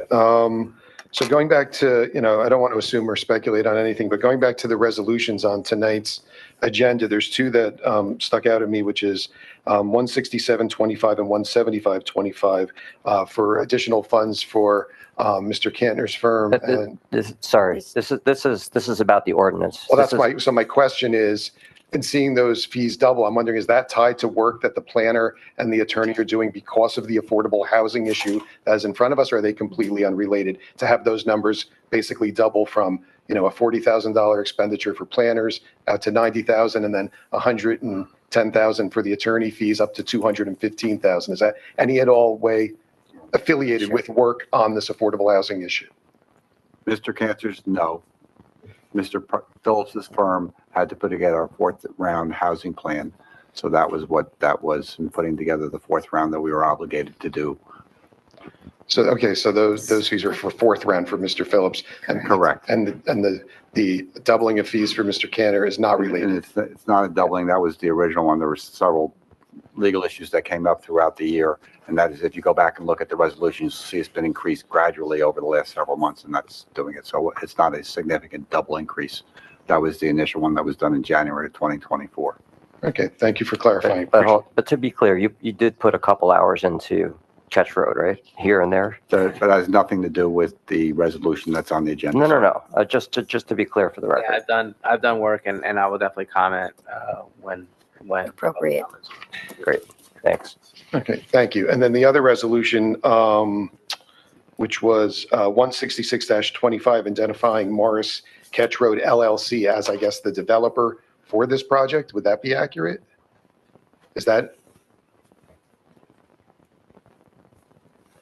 Or should I just read off my questions and then answer them later? We were going to answer all the questions. So okay, so that's my question. Any insight into who Morris Ketch Road LLC is, how they were selected, what the process was, where they're located? Are they here in the town community? Any insight to that appreciated? If the planner or maybe the engineer could also weigh in on why they think a waiver for the environmental impact statement is appropriate for the redevelopment plan, that would be great. Also, the planner referenced as part of and I think I wrote this down right, the 2023 settlement, there was additional and expanded overlay zones that were identified. Any insight and clarity that can be provided to the public and for myself as to what, where and those may be located or how they're identified, and then also maybe just what an overlay zone is would be super helpful to note. And then also in terms of our 35-foot residential height restriction, why there's a need to go to 45 feet.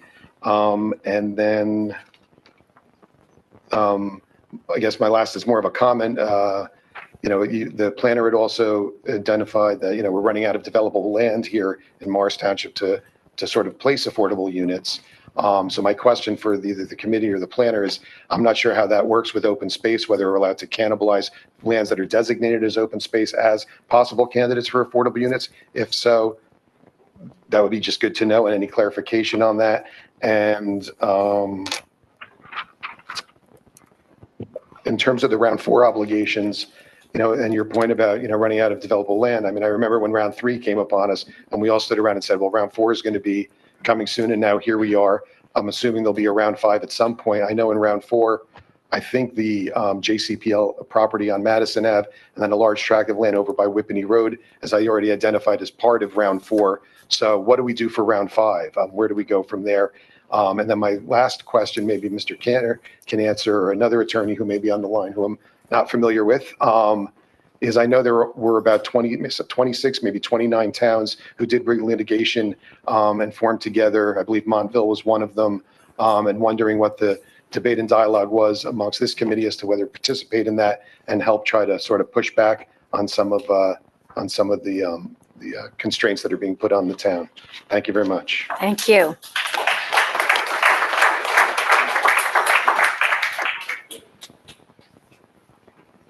Hi, guys. Sherry Nardolillo, 8 Treetop Terrace, directly across the street from this development. My question, though, the gentleman who, I think his name was Frank, who joined in, you guys have told me this before, but we're not really clear. Tonight this is an ordinance to adopt the plan. So what's the difference, right, between, and because we also know that Monday, the 21st, is a hearing by the development people. So tonight, you guys will either vote yes or no to adopt this, and then does it become a resolution, or does that mean it moves ahead? Maybe that could clarify it for, because a lot of us unfortunately didn't go take civics in school. That's okay. We will clarify that.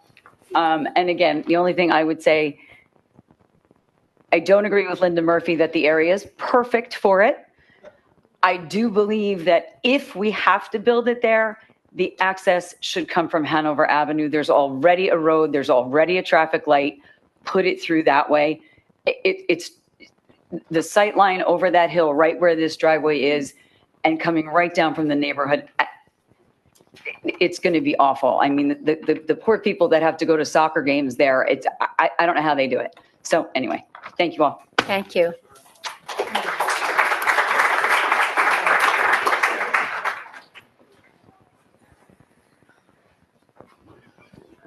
Is there anyone else in the room who would like to approach the podium?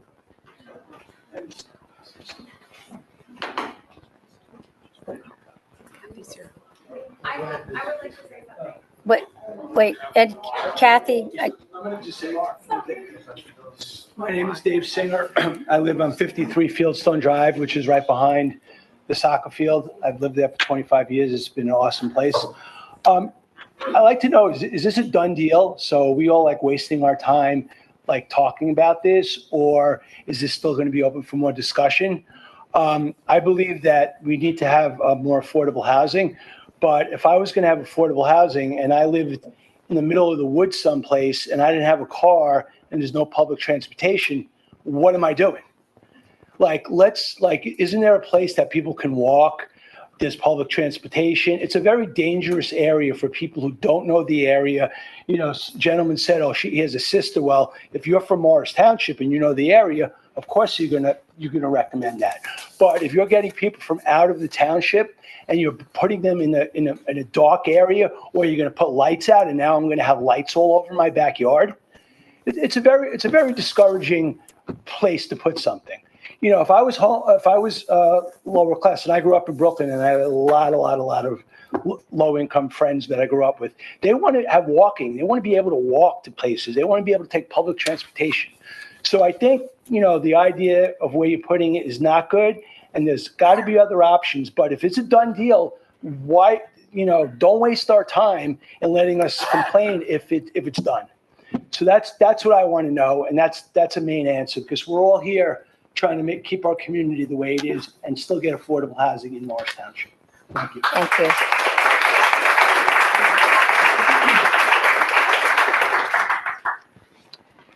Good evening, Kathy Wilson, 20 Beechwood Drive. So I have a few questions, many of which have been asked already, but I'd like to reiterate them to make sure that they are addressed. I noticed that the developer of this project is listed as Morris Ketch Road LLC. I have never heard of this company before, so I'd like to know a little more about who the developer is and what is their experience with affordable housing.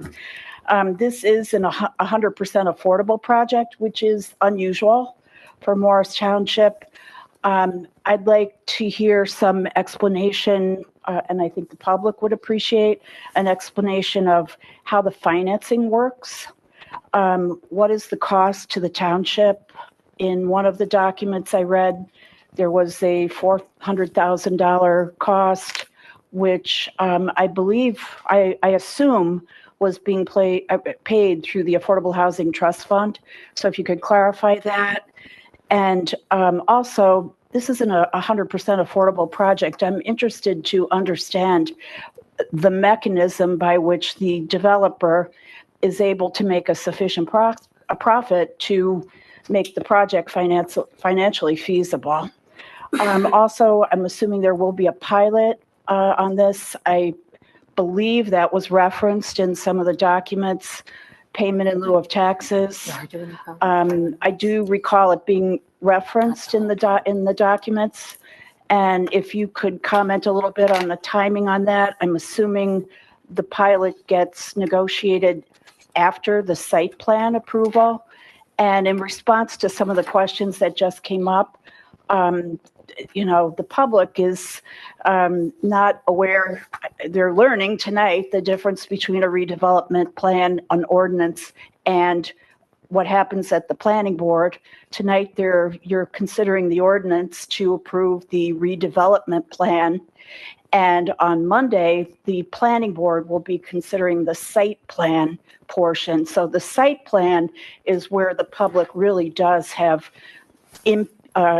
possibility to have input into the details that are negotiated, more so than tonight. Tonight is a more general.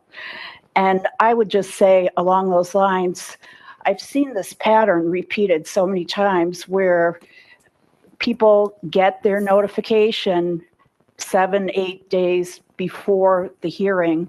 We've talked about this many times. There's such a need for a longer period of time where the public can know what's going on. This project has been in the municipal messenger. It's been referenced in various, township committee agendas, but people are not connecting with it because there's a lot of information. And in my opinion, it would be worthwhile, I would recommend this, to hold an informal meeting with the public well in advance of 2 weeks before the planning board meeting, so that you can have a two-way conversation outside the parameter of a legalistic hearing such as we're having tonight. And it would be an opportunity for people to get a better understanding of what's going on, to educate people about the whole process, and it would just be so much better for everyone. So I hope that will be considered. And in round 4, which the proposal is now on the table, and I'll bet you many people here tonight have no idea what's going on with that. I would encourage the public to read that, and I would encourage the Township Committee to take steps to educate the public prior to the public hearings at the planning board. Also, a couple of questions I'd like to add to this, if there's time. I'm curious who will manage the property, assuming this project does get approved. And I'd also like some comment on the EIS. I'm not familiar with the language where the EIS was overlooked or excused. I'm assuming that there will be a requirement for an environmental commission report as part of the site plan. And I'd like some comment on that. Will that be required? Thank you. Thank you.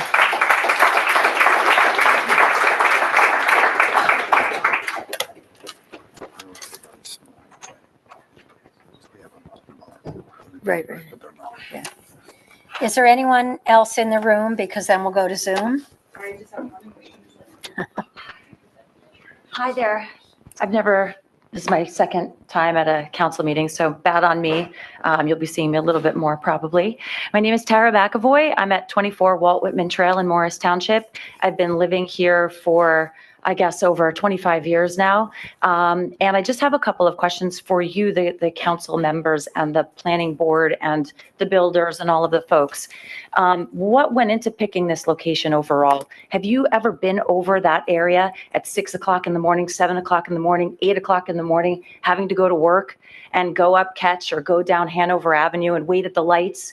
And what do the people in Morris Plains feel about this too? The ones that we have to be, now taking all of this additional traffic going down Hanover Avenue, going towards Speedwell, going towards Route 10, going towards wherever we have to get off to.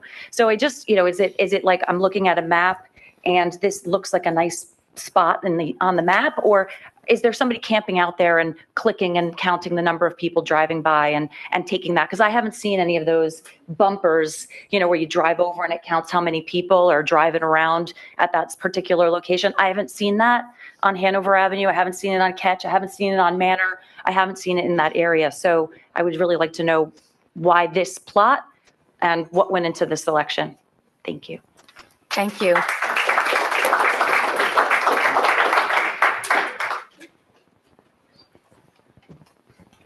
Hi, my name is Laura Klein. I'm at 1 Raleigh Court in Butterworth.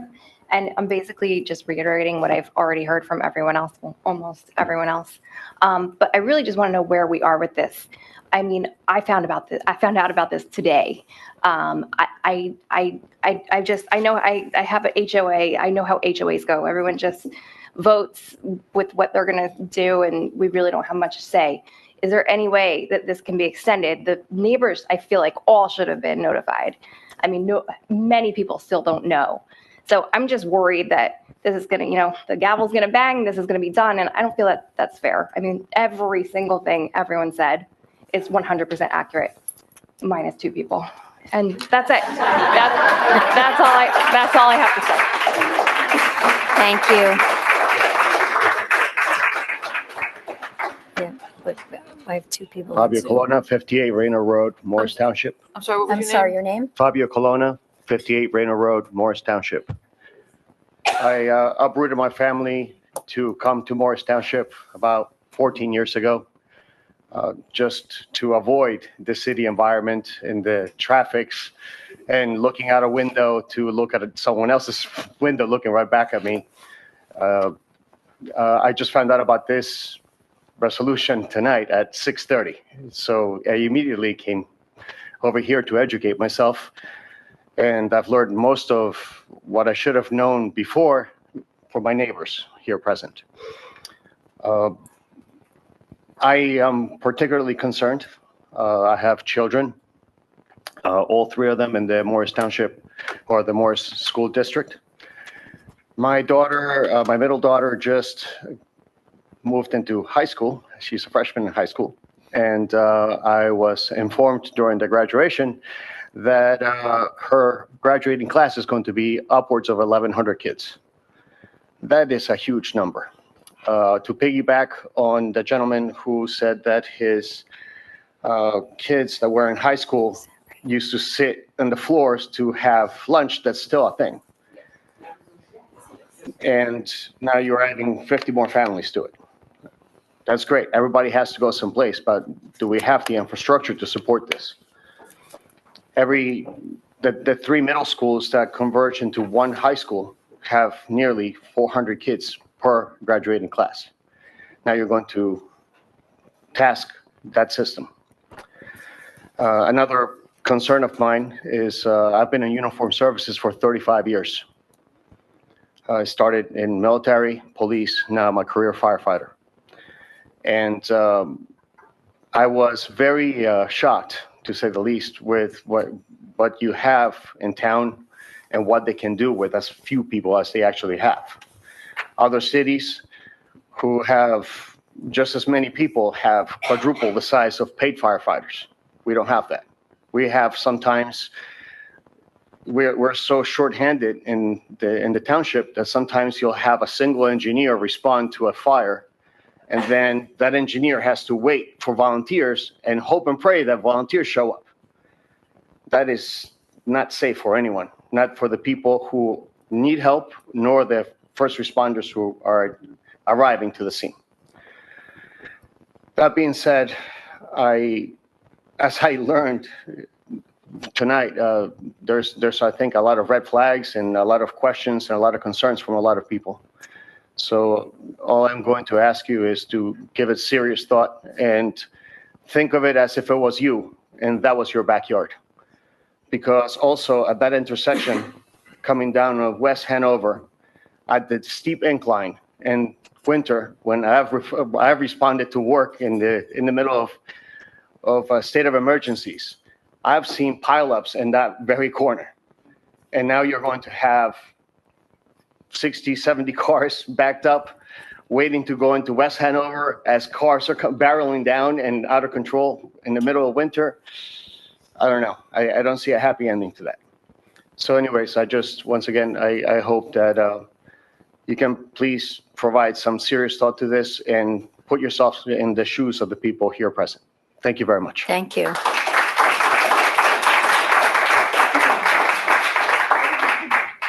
Hi, I'm Angela Stell. I live on Ketch Road, and I'm a resident. I've lived in Morris Township for about 20 years. I raised 2 children through the Morris School District. I am president of the Morristown High School HSA. I've served in that role for 5 years. I'm pretty familiar with Morristown High School and all of the complications of that school. I am going to be the third voice to say I support this. I think there's been a lot of good points raised here today. I think there are some things to look into for sure, and I understand all the concerns about traffic and, everything that's been raised, I don't disagree with. What I want to speak for is the value of diversity in our community.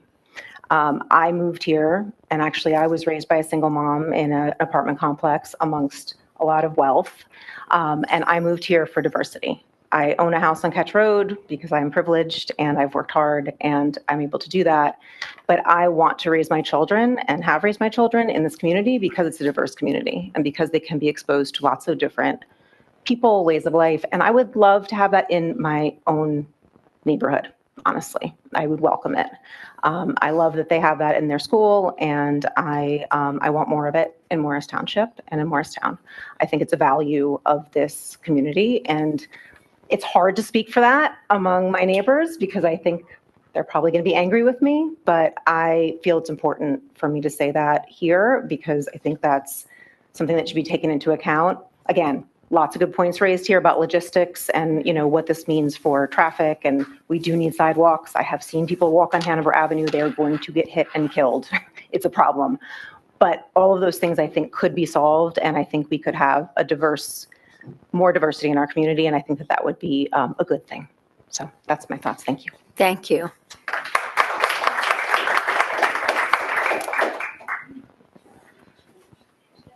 Good evening. Good evening. My name's Jacqueline Pisciotto. I live in Butterworth Farms. We've raised our 3 boys here for many, many years. I am very disappointed about the means by we had no information. Some people, if you were home, got a certified letter, and if you weren't, nothing was left for you to pick up a certified letter. So our neighbors are just finding out about this. I am concerned about the wetlands. I'm concerned about our wildlife. I'm most concerned about the traffic because I drive that road. I'd have to get onto Ketch to get onto West Hanover Avenue. And the traffic is horrific. And the traffic going down by even Quick Check to get to those areas is horrific. Now you're adding, there's many more things that I'm concerned about. I'm concerned about the amount of school children going to school. As we know, Morristown High School can't go anywhere. It's stuck. It can't go up. It can't go, there's no more land around it. I'm concerned about not only the children, I'm concerned about our emergency services. I'm concerned about adding more people and adding more medical. The ambulances, we have more Minutemen, they're a volunteer. Our policemen, I'm so glad, and our firemen. I'm so glad our budget is doing so well. I guess you're going to add more policemen and more firemen because we need to raise those services if you're adding more people to our community. These are all things that we need to consider. I'm very disappointed that this is about to be done and nobody has a chance to speak about it. There's got to be other areas. I agree. How are they walking places? You're putting them out in between, almost in Randolph. How are they getting around?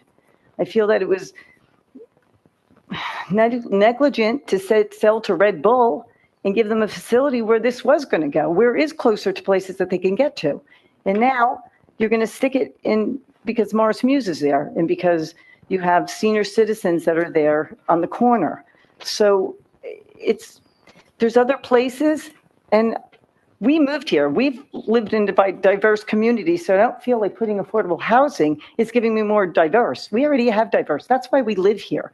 I didn't move here for my children to be in a one racial school system. They have everybody. They've lived with everybody because that's the real world, and we know that. So let's talk about the other impacts. There's no environmental done on, and you're about to build on there. So please, can we look further into this? Because I don't feel like we have enough answers.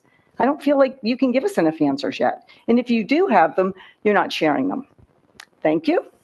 Thank you.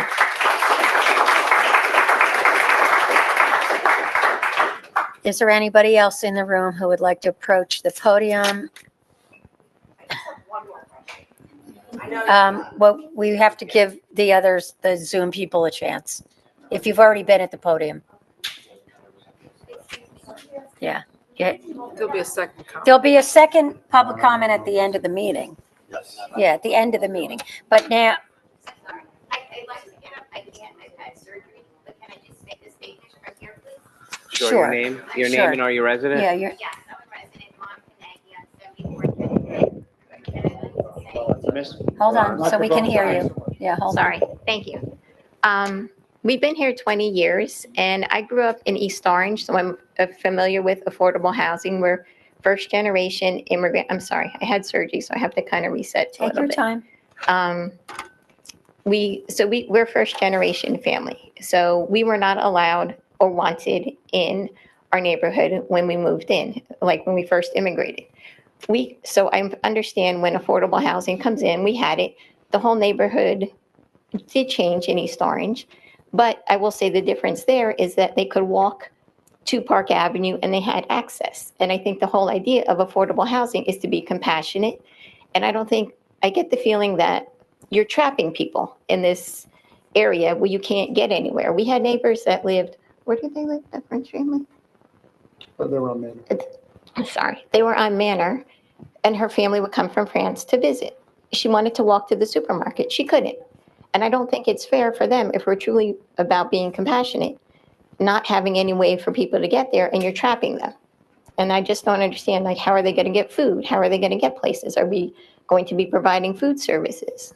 That's all. It's more if we're being about compassionate. What are we really doing about being compassionate to them and not trapping them with cars and traffic, everything?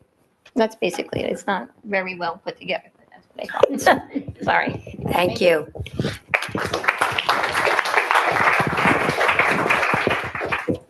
At this time, we'll move to the Zoom attendees. Michael Fowler, you have your hand up. You have to. Yes. Can you hear me? Yes. So just a few questions. There seems to be a real urgency to get all this approved. You have this resolution that we're talking about now. You have the preferred developer thing coming up later tonight, who is not yet approved. And then there's the planning board on Monday. Presumably, if you don't vote yes on this, then there's no planning board on Monday. So I don't understand what the urgency and the timeline is. So that's a question. Why is this all being put together so quickly? Second, I believe it was said that the provisions in the redevelopment plan supersede the zoning. Does the redevelopment plan also supersede the MLUL and NJDP?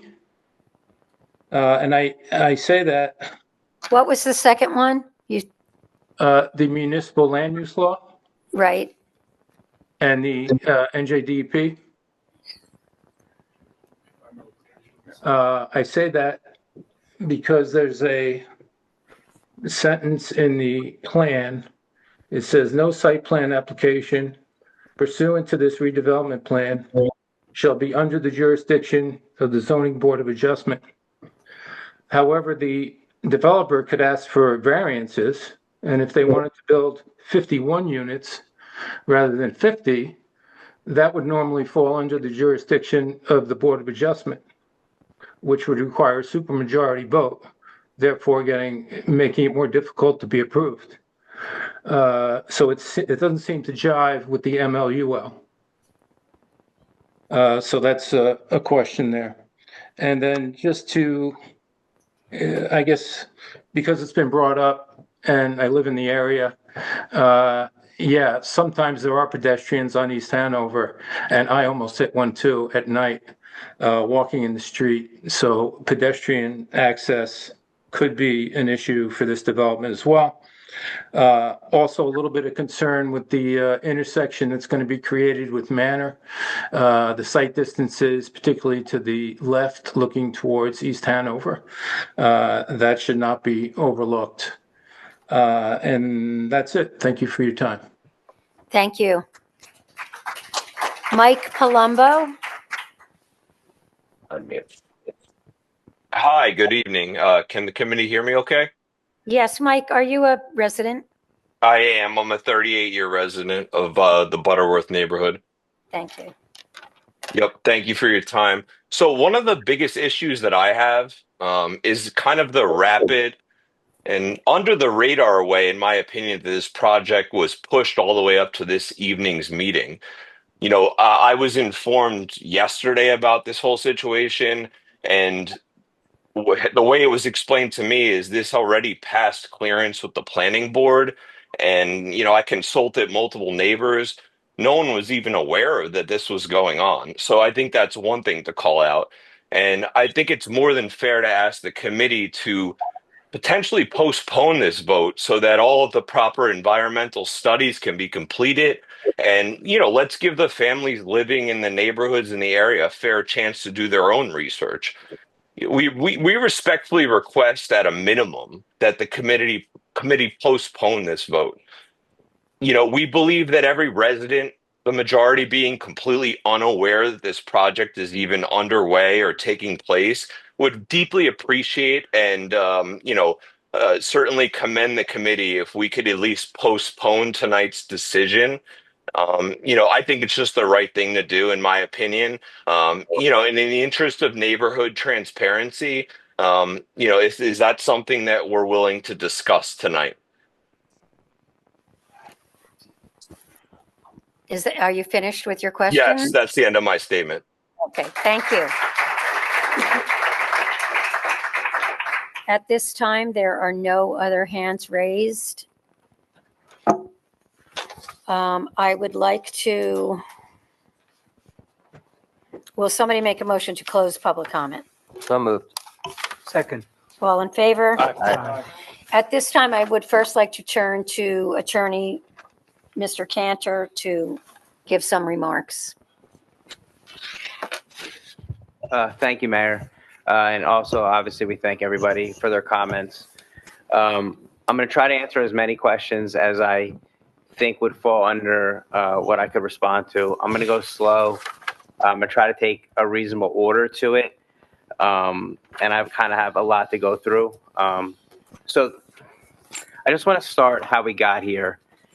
And it seems this was not an under the radar deal. This was a highly publicized litigation that made news, not only New Jersey, but I believe almost across the country when the Red Bulls development was challenged. Fair Share Housing sued Morris Township, and this was part of our settlement.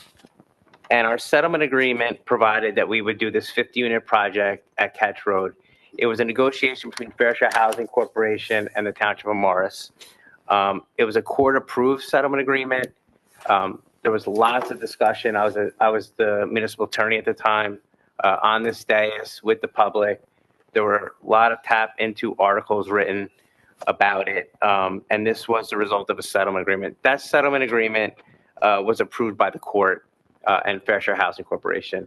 If we don't move forward with the development, Fair Share Housing Corporation can go to court again, sue the Township of Morris, and attempt to enforce that settlement agreement.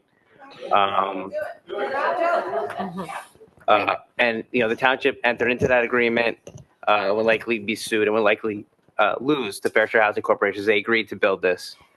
I think it comes down to also, this is a state statute. I'm not only the municipal attorney here, I'm municipal attorney in 3 other towns. I'm also the Fair Share Housing Council in 6 towns. This is not unique to Morris Township. What happened in the 3rd round, and a lot of people have brought up the school systems, police, fire, road infrastructure. The court specifically found in the 3rd round that towns could not use that as an excuse not to build affordable housing. Nobody thinks that's right. I don't think anyone in this dais feels that that's the need, but they have a legal obligation to provide the affordable housing, and they can't use things like schools, police, fire, and infrastructure as an excuse. The 4th round, they made one change, which is sewer and water. If you don't have the sewer and water capacity, you can get out of your affordable housing. So we understand everybody's frustration with it. I deal with it in a lot of communities. This is really something at the state legislative level, and something that the state statute and state legislators need to change. It does put an undue burden on municipal school systems. It does put an undue burden on fire. It does put an undue burden on police. It does put an undue burden on our streets. But unfortunately, this municipal body, this governing body, and all municipalities in the state have to abide by the law. The courts have been, I do have location. I understand. I heard all the questions. I have location. I will get to location. They do have, and they negotiated hard to get as low a number as possible and limit the impact as possible. And at the time the settlement was entered into, everyone, at least who came out from the public, believed it to be a good settlement. As far as location goes, there's a few things that I want to discuss on that. First off, the court and Fair Share Housing Corporation deemed it to be a good location. But I think something that's missed is the municipality is essentially getting this land for free from the county, or they would have to donate their own land. When residents come up and say, why don't we put it where this office building is? Why don't we put it where this empty storefront is? We don't own that property. And those owners of that property aren't going to, it's not big enough for 50 units, the property we just sold. But those owners of those properties aren't going to sell to this developer. They're going to sell to a developer who's going to put in market rate units and make a lot of money. It was a big cost savings to this municipality to be able to complete this deal with property that was donated from the county. When people are talking about like transportation needs and how are poor people going to get to the supermarket and how are they going to walk there, we're talking about low and moderate income individuals. A household of 2, a moderate income is $86,000. 3 people is $97,000. If they have 4 people in their household, it's $108,000. So if you make $108,000 per year, you qualify for moderate price housing. So we're not talking about, we understand that, yes, affordable housing is better and you get extra credit if you could put it near transit, but you have to have that land available to you. So the township worked diligently with the county to get the land for basically free, which was a big benefit to the township to be able to facilitate their 3rd round obligation. Why did it take so long? Again, we're talking about notice and public information. We had another developer who was engaged to complete this process. We approved contracts here, we approved agreements here, all done in public, all done by resolution, with public comment, and that developer turned out not to be able to complete the project. So then we moved on because we're required to, and our agreement is clear that we're required to take good faith actions to secure the 50 units of 100% affordable. And the township believes that this project is better than the ramification, which would be a carryover into the next round of an inclusionary project, which would bring 125 units to the township rather than these 50 units. And tonight, so I'll go back and I'll try to explain the legal process. we put together a redevelopment plan, which is essentially the zoning. All this governing body doing tonight is providing the zoning. So what that means is when the developer goes to the planning board, they don't need to seek variances. But when it comes to traffic studies, buffering, the detail, the things the public are truly interested in, that'll be the planning board, and that'll be held on Monday night. So the public is encouraged to go there, tell the planning board your thoughts. That's the really important part. The notice that everybody received, as our planning board attorney pointed out, was for the planning board. There was no specific legal notice required for this ordinance tonight, other than to be published in the paper and in general, and that was published.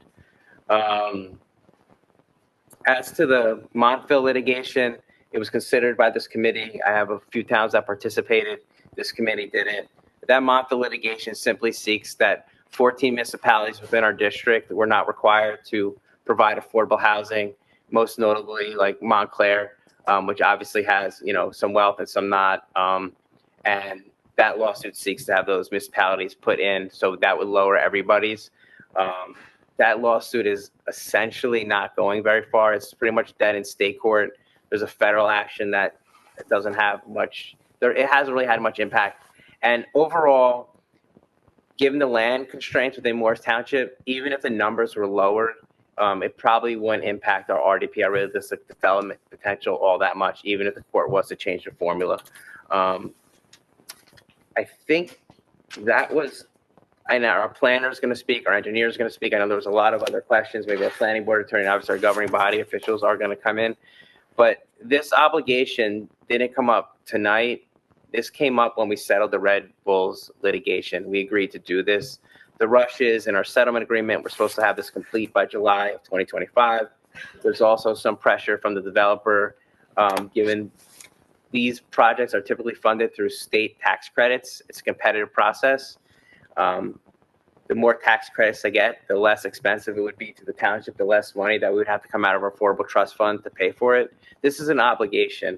Again, the governing body didn't ask for this. This was brought to it by the state legislature, by the third round statutes. We worked very hard in our fourth round. Our planner's done an amazing job, and those who attended the planning board and our adoption of the fourth round, we're in great shape for the fourth round. And they did an amazing job also in their third round.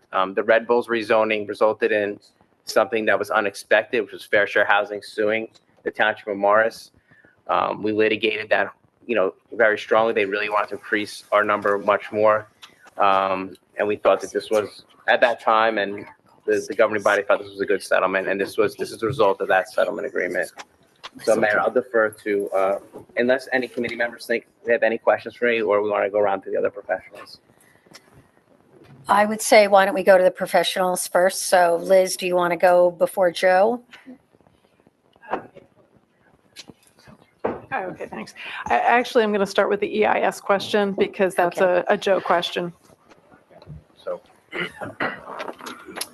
So we'll start with, and I'll address two specific topics, traffic and EIS, and then we'll defer back for the planning. So first, just to make a point of clarity for the public, the requirements of our traffic and EIS that are outlined in our municipal code are consistent with the application as it's filed.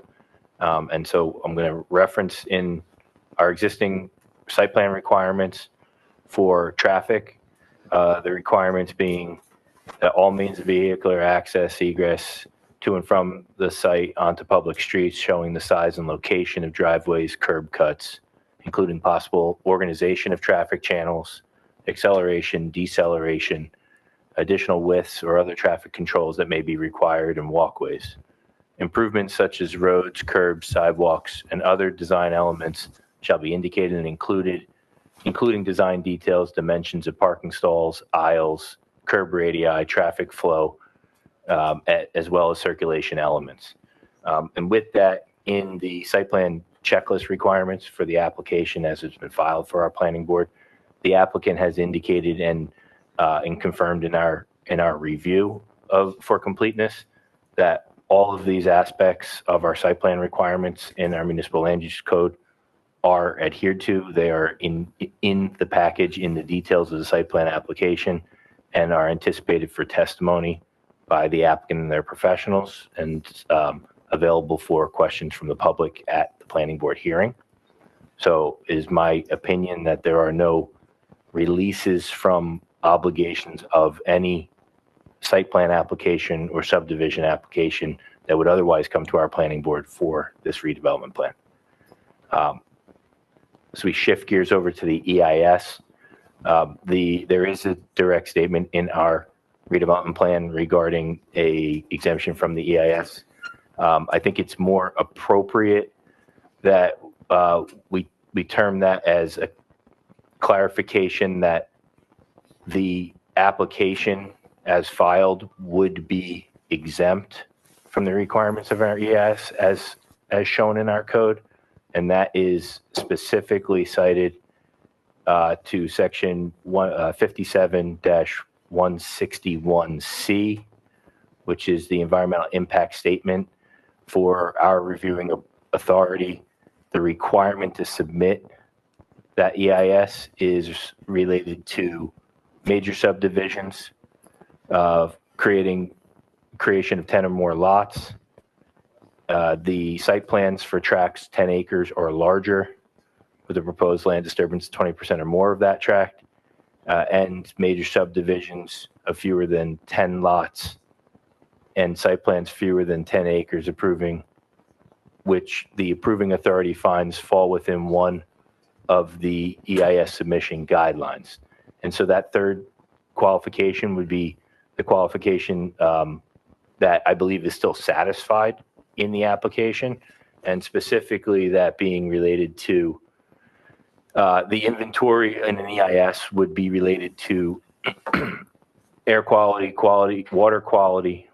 water supply, hydrology, geology, soils, topography, and vegetation, as well as an evaluation of presence or absence of threatened and endangered species. So the project does include major development stormwater management. And so in that regard, it addresses water quality as well as impacts to water quality, geology, soils, and hydrology. The site also does contain wetlands. They've been delineated on the application.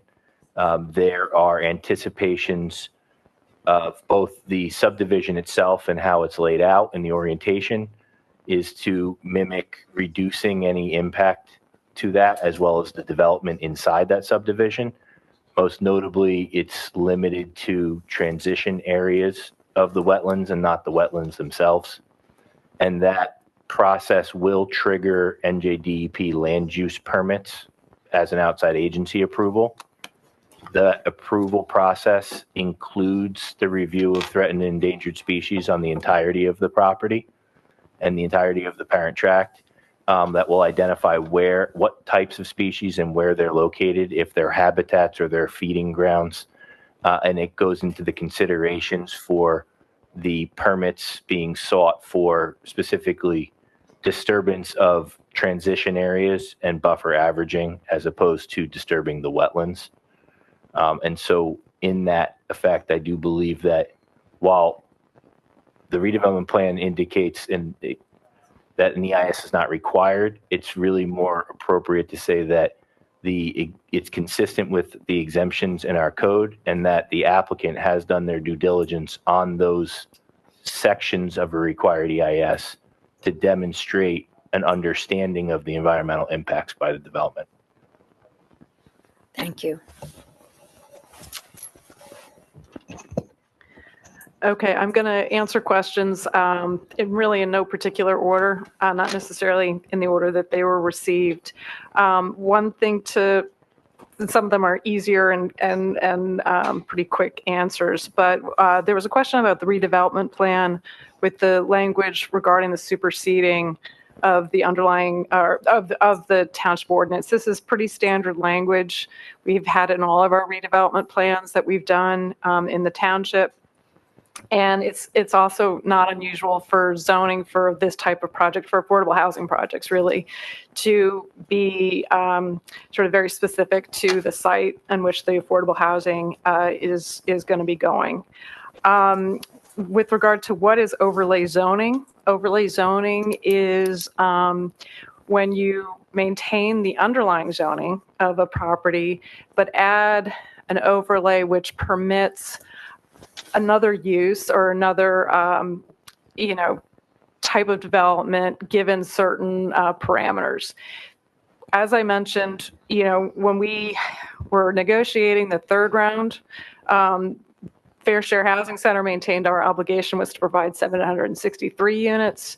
We said we only had developable land that could accommodate 400. So the difference between that 763 and the 400 is called the unmet need. And essentially, the township had to put overlay zones on several properties throughout the township. This was a condition of the settlement agreement, which would maintain the underlying zoning, but which permits multifamily housing given certain standards, given that certain standards are met. I don't have the list of those zones or the locations of them. They're mostly, I think, on office properties, actually. But they are in the third round housing plan and they are in the fourth round housing plan. What part of the Red Bulls litigation was to allow sort of a slight increase in some of the densities for as long as the number, I think most of our overlay zones permitted 15% set aside, and we sort of increased the densities, but then required a 20% set aside as part of the Red Bull settlement. The one additional overlay zone that was added as part of the settlement was on Lindley Drive, and again, the specifics are in the fourth round plan. There was a question relating to the MLUL and DEP and were they superseded? And the answer is no. I mean, I think Joe answered the DEP question, but I think the specific question that was asked by the gentleman was, that there's language in the redevelopment plan about that no variances are recognized to be able to go to the zoning board, or I'm getting the language a little bit wrong. What this essentially means is the developer, anybody who is trying to develop on this property pursuant to this redevelopment plan, they, in order to make any changes, like to go from 50 to 51 units, they would have to come back to the township committee to get an amendment. They couldn't go to the zoning board and ask for a use variance or a density variance or any sort of variance. It would have to go back to this township committee and be noticed and go through a public process similar to what we're doing tonight. So that's what that language means. But the MLUL and the DEP are still relevant. Let me just see. Okay. There was a question, I think by Mr. Goldberg, about the developable land. And he said, well, what are we going to do? We didn't have developable land in the third round. We're now dealing with the fourth round, and then there's going to be a fifth round. And maybe it's interesting to me. In the fourth round, we have an obligation of 375 units. All of those projects, all of them, except for one, that will address the 375 units, are redevelopment of existing development. There are office buildings that are vacant or are anticipated to be vacant in the coming years, and the projects are being accommodated on those sites. So, when we talk about round 5 or future rounds, obviously we always want to be cognizant we're going to have a future round of obligations, but I'm sure in certain respects we can't predict what the circumstances are going to be 10 years from now, meaning some of these office buildings were, I don't know if I would say thriving, but they were certainly tenanted and still operable, whatever the word is, but they were still being used, as office buildings. back in 2017 when we were doing the vacant land assessment adjustment, but aren't now when we're coming to the 2025 plan and the owners or, prospective owners are looking to redevelop. Okay, then I echo what Mr. Cantor said about, I do a lot of work in towns. Everybody always is concerned, is maybe the mild way of putting it, about the potential impact on schools, about the potential impact on traffic, about adding more people, what's going to happen to emergency services. They're very valid concerns. That said, the state law requires that we provide this housing sort of irrespective of any of those concerns. So it's a common concern, but it's a state law that we're trying to abide by. And it's it's a complaint that needs to be taken to the legislature rather than, unfortunately, a municipal government. I think some of the questions that Ms. Wilson raised about who the developer is and how they're going to finance it, I don't think it's relevant to this redevelopment plan. Maybe that's more appropriate later in the hearing, or later in this meeting, but I don't have the answers, so I can't answer those. I think the final thing, and was something that came up very early in the hearing, which is that 50 units, it's too dense. It's a big change, and I get it, and it seems like a lot. But in the context of Morris Township, to be quite honest, it isn't. As I said, in the third round, Fair Share wanted us to build over 1,000 units of affordable housing. Meaning that could have been, up to 5,000 units of housing. In this round, before we sort of fought back, they wanted us to build 571 units of affordable housing. And I would like to note, this isn't just this one particular neighborhood that is being, selected. Right. There have been, in the third round, 400 units were provided. In this round, it's fourth round, 375 units provided, and I don't think any of those are anywhere near this neighborhood. So these have been spread out to the extent possible. So I think that's it. I mean, I can answer any additional questions, and please let me know if I missed anything. No, I think Mr. Quinn is going to respond to former Mayor Wilson's questions about who. It's the Moritz Catch Road LLC, which is part of, is it the Bergen County United Way. United Way, Bergen County United Way. And also cross share with LRS developers. Did you hear that? With a cross share? Your mic isn't on. Later in the evening tonight, there's the Township Committee, there's a resolution to appoint Morris LLC as the developer. They're partially owned by Bergen County United Way, and then a developer, I believe it's LRS Developments, who have a long, extensive background in developing 100% financed affordable housing projects. And I will get you what our cost is. It's not going to be significant because this project would be applying for the tax credits that make it affordable, so that the developer is getting the money to build the project, and the obligation for the township will be very small, if any.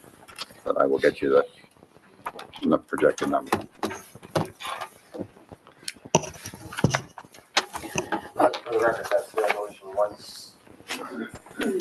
For the record, that's resolution 166-25 on our agenda that Mr. Cohen was just referring to.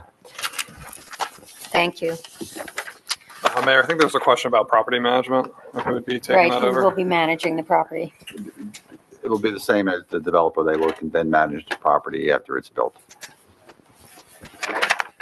I believe Mayor Wilson asked how they make money, and that's how they make the money, through the management fees, mainly through the management fees. It's my understanding. I don't know that true, but I think that's how they make most of their money is through the management fees. And the supportive housing that's going to be there, individual groups get contracts and they provide the services to those supportive units.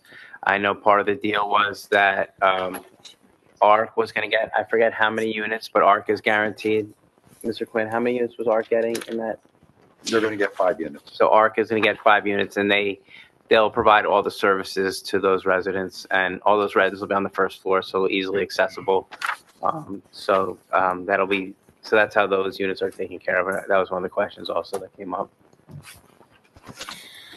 Mr. Lair, do you have any comments before I go to the Township Committee members? No, I have nothing. Thank you. Are there any comments or questions from the Township Committee members? I'm happy to go first, Mayor. I want to thank all the residents for coming out tonight. It's really nice to see people here in the room. On a monthly basis, we usually see 3, 4, or 5 people in the audience. And there's reasons for that because I think they trust the governing body up here. But I totally understand how this issue has motivated all of you to come out here. I was once on that side of the dais as a resident and questioning the decisions by the governing body here 15, 20 years ago. And I just want to remind you that all of us up here are residents just like you. I've lived in this community since 1997. We've all served, we've all lived. You know, Mr. Jorfy grew up here. We all love this town, and we're trying to do what's best for all of us, honestly. There are a lot of things that were brought up tonight. And the first thing I want to address is the notification. And I personally feel really bad that we should have done a better job in notifying the public. We've talked about that before. We talked about it prior to this meeting, that some of us felt that we should have given you guys more notice. And it's something that Mayor Wilson worked very hard on when she was the mayor here. She's in the audience tonight. But the fact of the matter is this affordable housing process has been extremely rushed. If you watch the meeting recording from last month where we discussed our affordable housing plan for the entire township, I vented a little bit. My fellow colleagues here can attest to that. I vented a bit about the process and the compressed timeline for us having to make such important decisions that affect the fabric of our community that it wasn't fair. It wasn't fair to us and it wasn't fair to you guys. But as Mr. Cantor and our planner Liz mentioned, these are state requirements. They forced the timeline on us that it was very, very hard for us to meet. And because of that, we had to make some really hard decisions, really, really hard about where we're going to be putting our affordable housing. I encourage everybody to watch last month's meeting, watch the presentation on the affordable housing plan that we had to put together, and look at all the various sites that we're planning on putting affordable housing. It's all over the township. We have made a concerted effort to ensure that it's not concentrated in one single place. So in addition to these 50 units, we had to figure out where to put 375 other units in Morris Township. And some of you have thought about where those can go. We've thought really hard about where those can go and trying to do this fairly and equitably and do it in places where it has the least impact to the overall community. A lot of thought went into that process. And we have the sites, there are sites that are listed on the municipal website where we have existing affordable housing. One's right down the road here on Woodland Avenue at the Moore Estates. But we're going to be placing affordable housing on Columbia Road, right next to the Bear Complex where there's office buildings. We're going to be placing them at the old Porzio Newman site, which is right off between South Street and James Street. We're going to be placing them on Sussex Avenue. We're going to be placing them, help me, at Southgate Parkway. And a place on Madison Avenue, at the JCP&L building on Madison Avenue. We have worked really hard to ensure that they are placed all over the municipality so that any single neighborhood isn't impacted severely. And yes, you're getting 50 affordable units, but as we also stated, it's 100% affordable. So we used the term inclusionary zoning earlier today, and it was explained that when you use inclusionary zoning, which is what we're doing at the other sites, right? Not at your site, but at the other sites, it's much more impactful because you have to put in many more units to get the affordable housing that you need. So with a 20% set aside, you would need to build 250 housing units, right, in order for the developer to give you 50 units, right? You're only getting 50 units where other parts of town are getting many, many more. Okay, so that's part of our calculus too. And just don't make. So there are certain things. All of the sites that I just mentioned. Okay. Wait, that discussion, that discussion will take place at the planning board meeting I about can assure. Monday. It's Monday So- at 7 PM. They can't. You got, excuse me, We understand. Deputy Mayor has the floor. understand. We totally understand everybody's concerns. We have these concerns all over town. We are mandated. I want to be clear. This is not our don't have a choice. We're being mandated by the state of New Jersey to put in all of these affordable housing units in our town. Okay. The people who are moving in are not bad people, okay? But it does change the fabric of the neighborhood. Like, we need affordable housing. We need housing for our teachers, for our firemen, for our police officers, for all the people that support our community. They have to live somewhere, okay? And so, okay, there is an affordable housing crisis in New Jersey and across the country, and New Jersey is trying to face that. But the problem with the process is it's been very, very condensed, and we have not had enough time to properly communicate with the public, properly, think out where else we might want to put things, and we've come up with a plan that we think is given the circumstances, is actually a really, really good one for Morris Township. So I want to address a couple other things too. We talked about the burden on the school system, the burden on the fire department, burden on police. Just to address a couple of those. We are one of the few towns in Morris County that actually has a paid fire service, okay? We have, 23 firefighters, I believe, Mr. Quinn? That is correct. That's what was mentioned earlier at the swearing-in ceremony. There are towns that have none. So we are providing a bigger benefit than a lot of other places. We have a well-staffed police force, and we do a lot. We provide a lot more than other towns do. We're also very thoughtful up here. When I first got on the committee, one of the first things I said that I wanted to get people out of their cars because there's too much traffic on the road, and we want to get them walking and biking. And for that reason, we put together a transportation advisory committee, and we put in so many new sidewalks all throughout town. I know you don't have some in your neighborhood, but all throughout Morris Township, we have put in sidewalks and other infrastructure to help people be more mobile and not have to use their cars. You're out of order. You're out of order. Deputy, you're out of order. Deputy Mayor, would you wrap up? We are trying to, so the other trying to explain committee to you members can speak? the predicament that we're in and that other towns are in. We have hard decisions to make, yes. And what we've tried to do, as I said, is spread that, if you want to call it a burden, but spread it out throughout the municipality. And I think we've done a really, really good job at that. I'm going to stop there. I'll probably have some more comments later, but I'll turn it over to my other committee members. Are there any other committee members that would like to speak? It's their turn. Committeeman Ravitz? I'm going to be very brief, and I'm going to echo a lot of what my colleague, Deputy Mayor Razel, has said, because it's true. None of us up here like what we have to do.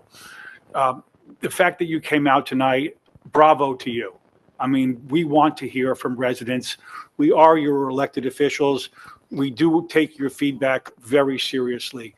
Tonight, we're looking at just approving the redevelopment of that area. On Monday at the planning board, I'll put a different hat on because the mayor and I serve on the planning board, and we will look at this from a development perspective.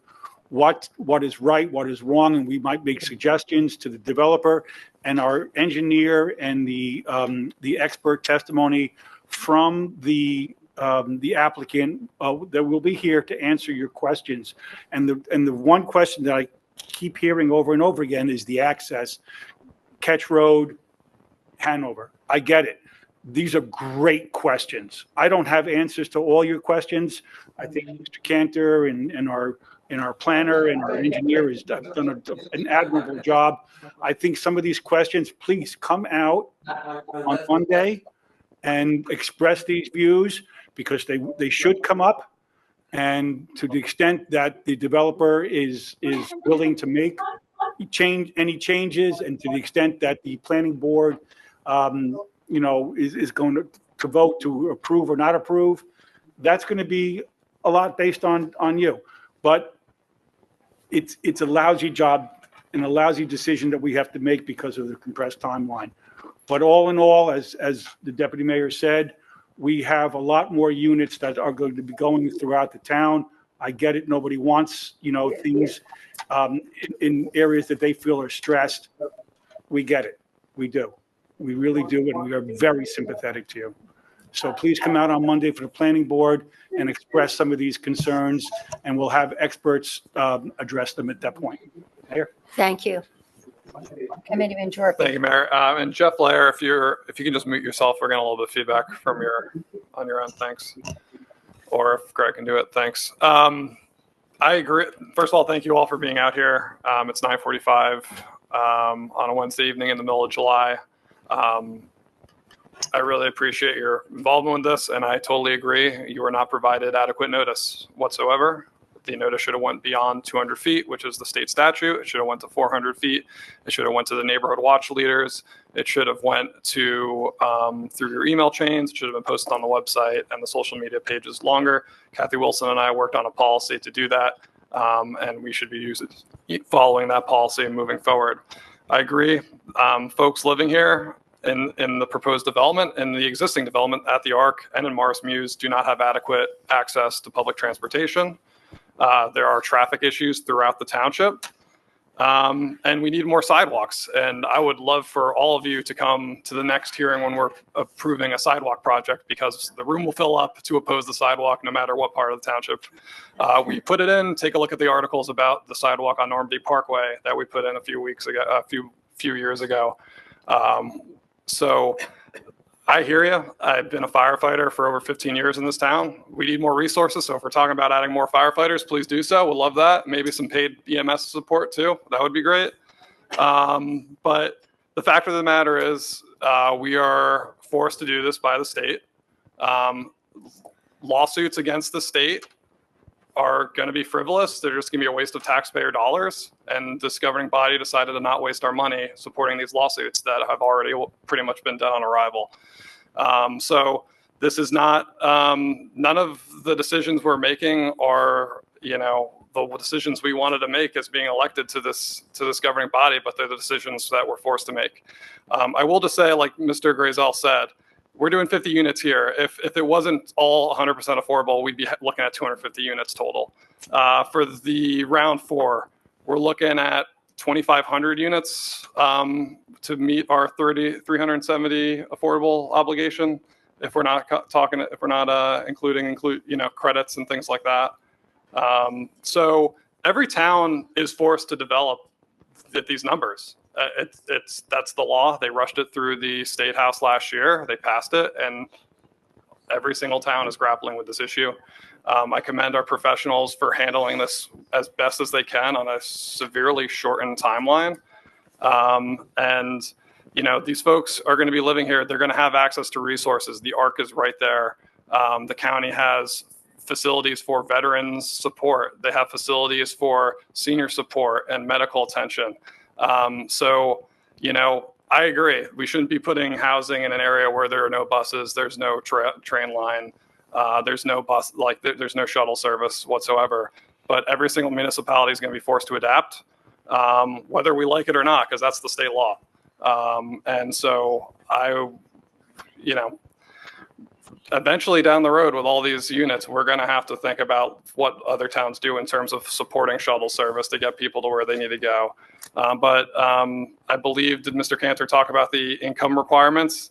I think most people are going to have cars. Obviously with the supportive housing at ARC, they're going to have their own shuttle services. So I support the project and support the redevelopment plan.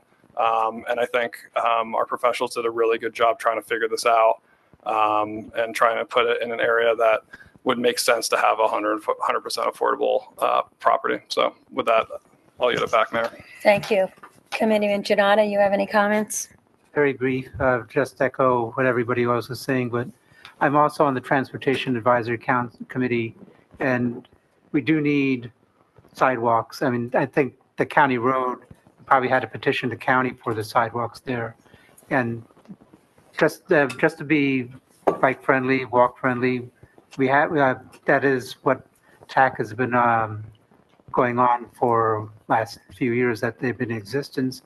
And on the environmental, I'm also on the Environmental Commission liaison, and I study the environmental impact studies, and I hope more is done for that. So we're listening to you. We know what you want, and we're going to try to do as best we can. But as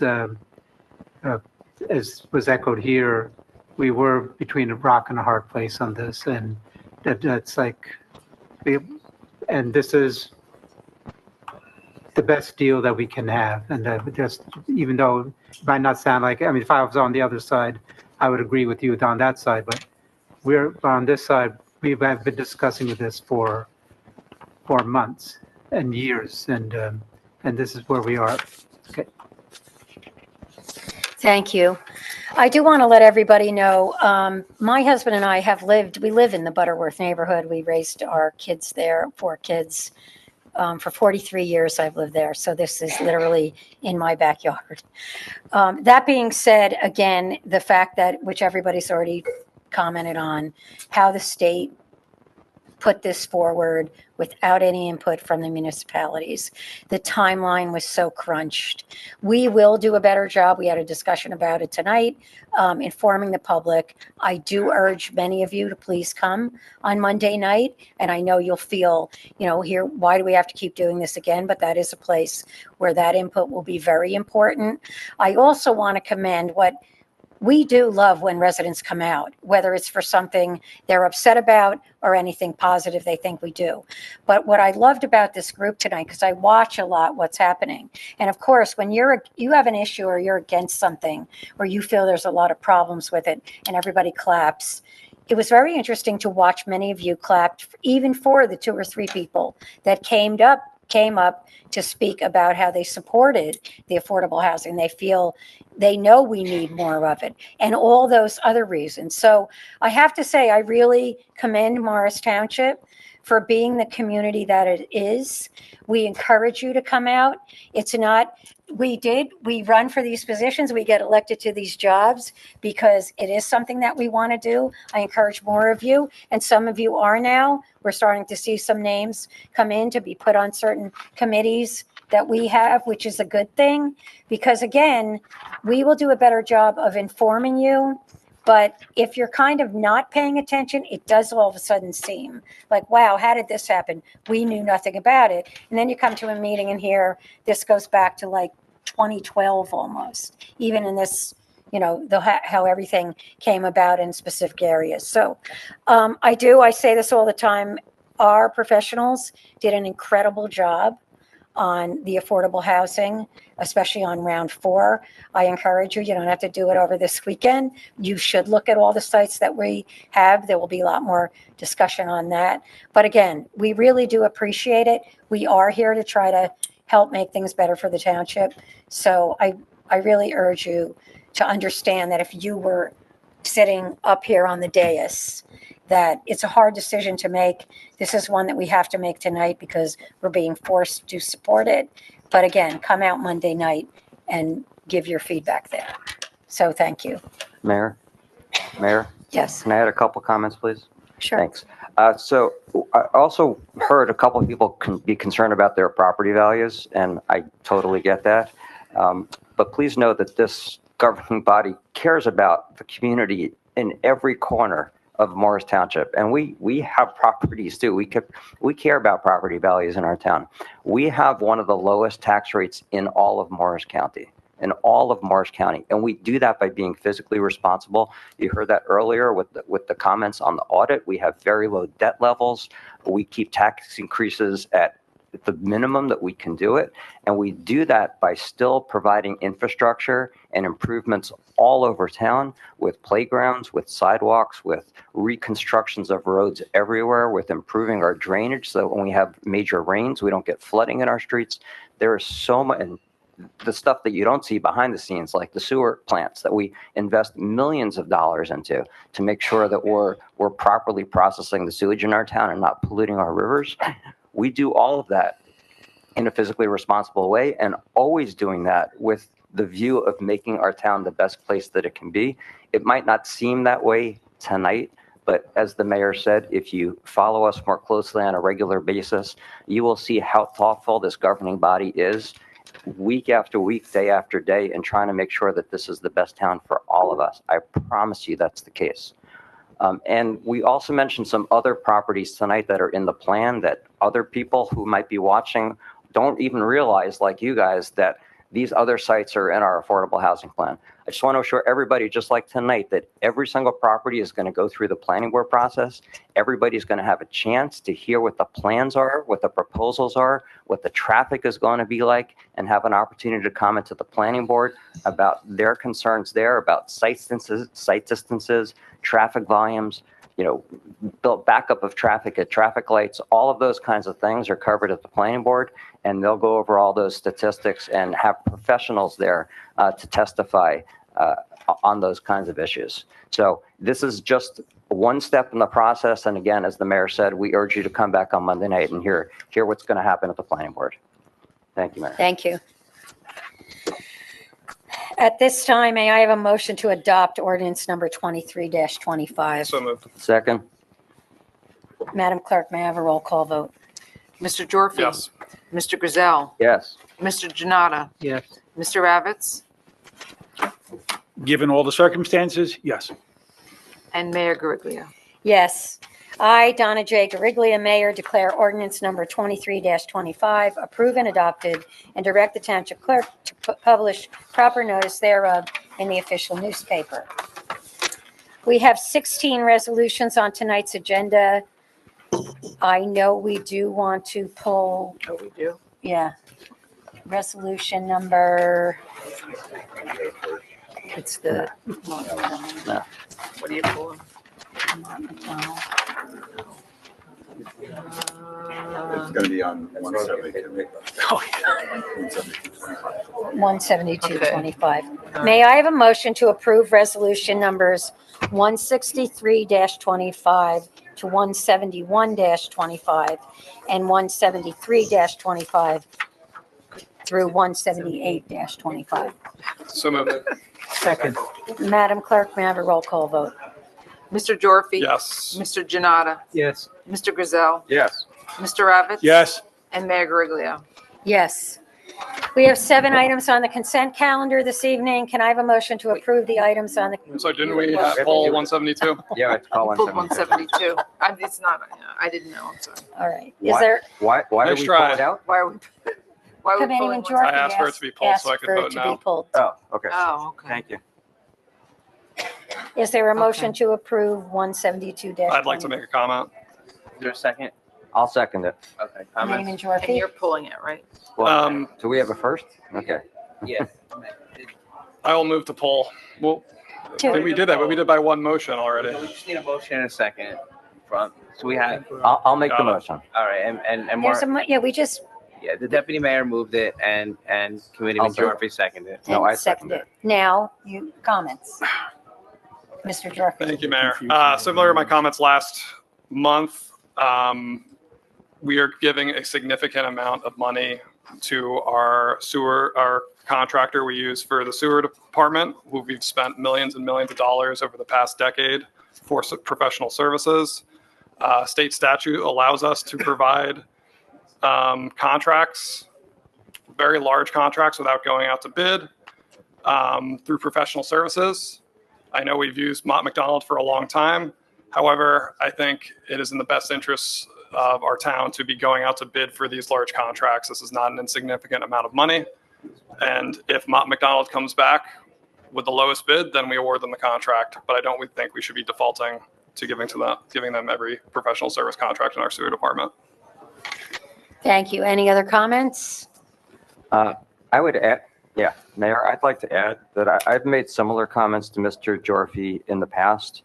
But with regard to this particular ordinance, this particular resolution, given that it's related to the clarifiers and that's such an integral piece of the sewer plant that probably needs the institutional knowledge that Mott McDonald has, I'm not opposed to this particular resolution, but I would like to take Mr. Jorfi's comments. I hope we all take Mr. Jorfi's comments to heart and start to look at diversifying our professional services there, where there are places to do it that don't necessarily need the institutional knowledge about our plants that I think that the clarifier work here does. So I will be supporting this, but in the future, I really do agree with Mr. Jorfi that we should be looking and going out to bid for contracts that require less institutional knowledge about the plants. Thank you. Thank you. There are no other comments. Madam Clerk, may I have a roll call vote? Mr. Gazelle, Yes. Mr. Jorfi. No. Mr. Janata, Yes. Mr. Avitz. Yes. Mayor Griglia. Yes. We have 7 items on the consent calendar this evening. Can I have a motion to approve the items on the consent So calendar moved. by one motion? Second. All in favor? Aye. Consideration of monthly reports. The following reports are on file in the office of the Township Clerk and Township Administrator: January, February, March, and April 2025.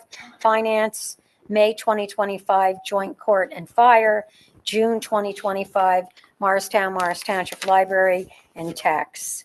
Can I have a motion to approve the monthly reports? So moved. Second. All in favor? Aye. Claims for payment and the list of bills and vouchers. The total amount of bills and vouchers for this meeting is $10,438,874.80. We are also the tax collector for the school district, the library, and the county. May I have a motion to approve the list of bills and vouchers? So moved. Second. Madam Clerk, may I have a roll call vote? Mr. Gazelle, Yes. Mr. Jorfi. Yes. Mr. Janata. Yes. Mr. Avitz. Yes. Mayor Griglia. Yes. We have received for the record 2 reports: the 2024 Morris Township Police Department Annual Report and the 2024 Environmental Commission Annual Report. At this time, we'll take standing committee reports, and general commentary will be provided by each township committee member, and we will start with Mr. Janata. Thank you, Mayor. Just be brief that, as I said, I was on the Transportation Advisory Committee. We had our annual Morris Township in Motion events continued.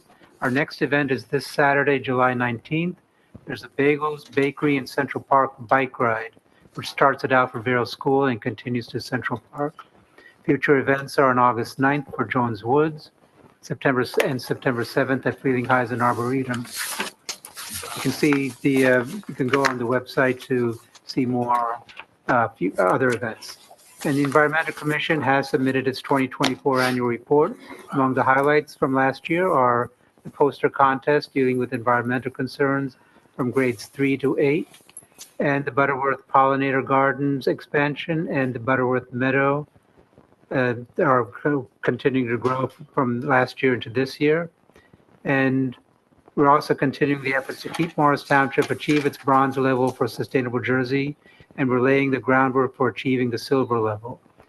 And this month has shown devastating floods occurring throughout the country. The major one we have heard was that Texas Hill Country with their immense flash flood that has killed nearly 150 people. And just this Monday, we saw heavy rains in central New Jersey where streets have become rivers with loss of life. We are seeing 100-year, 500-year, even 1,000-year floods happening every year. As an added bonus, we are in the midst of hurricane season. We as individuals and as a community should be prepared for any rains and heat warnings given by local and state authorities. Our dedicated members of the Office of Emergency Management are well trained on these occurrences, and we ought to be vigilant in our own preparations. We mourn the loss of life and pray that we are and our friends and loved ones are kept safe. I'll forego my talk about history with Marquis de Lafayette, but I'll just tell that the parade was done this past Sunday. It was very festive, and there was a symposium the following day on Bastille Day for regarding the Marquis. It was recorded, and you can see the recording on morristowngreen.com. And the last question was posed by me, if you want to hear it to the end. Thank you. I'll talk about that next time. Thank you. Committeeman Jorfi. Thank you, Mayor. I'll keep my comments brief. One, I am ecstatic that crews are back at Collinsville Playground doing the work there. We all know it's a long time coming, and there's always something, but they're back. Yeah. So I'm grateful for that. I want to note that on our resolutions list, we approved the contract for the Delmar Bryant reconstruction project in Fairchild, which many folks may remember that we got state funding for this project, which will then allow us to reappropriate the original funds for this project to purchase our first senior bus for senior citizens. So that process continues. I don't know how long the wait list is for a van, but I'm pretty sure we ordered a Parks and Rec van 2 years ago. It still hasn't come yet. So hopefully we'll, did it come in? Right, sir. Oh, all right. So that's great. Uh-huh. So I wanted to note that. And once we get this project paid and then get the reimbursement from the state, we can then go out for a contract to purchase the senior shuttle or two. But the other grant is also in another road project that's going to take some time. But to me, that's a really important milestone. I'm excited for it to happen. I yield it back to you, Mayor. Thank you. Committeeman Ravitz. Thank you, Mayor. And again, I applaud all the folks that came out and demonstrated how democracy is supposed to work. And we really appreciate that. It's a lot better than us speaking to 2 or 3 people, if that, which is more typical. I just want to give a hearty congratulations to Morris Township Police Department newest officers, David Lee and Haley Buchanan, on their successful completion of their field training and all aspects of their 1-year probationary period. So kudos to them. I've been kind of following them, and the deputy mayor and I were in on their interviews, and they're going to be great police officers. Just a reminder, on Tuesdays, if it's not raining or whatnot, we do have concerts at the Ginty Gazebo. We will make up ones that have been rained out. Did we make up our movie nights too? Yeah, tonight. Tonight, and it was rained out again. That's the way it goes. Other than that, I think people have heard enough from me tonight, and I don't have much else to report. And I'll yield back my time in a second. I just want to end, as I always like to end, with this thought. Be kind. Be kind to yourselves and others, because you don't know what that kindness means to somebody else. It could make a big difference in their life. Mayor? Thank you. Deputy Mayor Grazel. Thank you. As the chair of the police committee, I wanted to comment on 2 things. One, it was mentioned that the annual police report is available for viewing. Mr. Quinn, is it posted on the police page of the website? No, it'll be on the police page of the website, but now that the Township Committee has accepted it, the webmaster will post it tomorrow, along with the same with the Environmental Commissioner. Okay, so that annual police report will be posted tomorrow. I urge everybody to take a look at the statistics of everything that goes on in our town and the great work that our police department does. It'll be a very comprehensive overview of all the functions of the police department. As Mr. Ravitz just mentioned, I also wanted to congratulate Officers Buchanan and Officer Lee for completing their probationary periods, and we welcome them as full-time members of our police force. Wonderful job that they do. Every month, I always like to talk about the road work that we do in Morris Township. I'm an engineer, and I love infrastructure. And you can see as you drove here tonight that Woodland Avenue looks really great. We just did a resurfacing or a reconstruction of Woodland Avenue, added some drainage there. Today we started we've been working, but started paving Whitehead Road over on the west side of town. And if you look on the website, you will see the overlay program, the annual overlay program, where we repave streets all over town. And I think there are, what, a dozen streets on the list this year about. And later on this year, we'll be doing Harder Road and Gaston Road. Gaston Road is getting delayed, sir, because the water utilities have put in a water pipe, so we got a 6-month. We got a 6-month, delay on Gaston Road. Extension on that from the state of New Jersey, so they can finish that water work before we do the overlay for Gaston.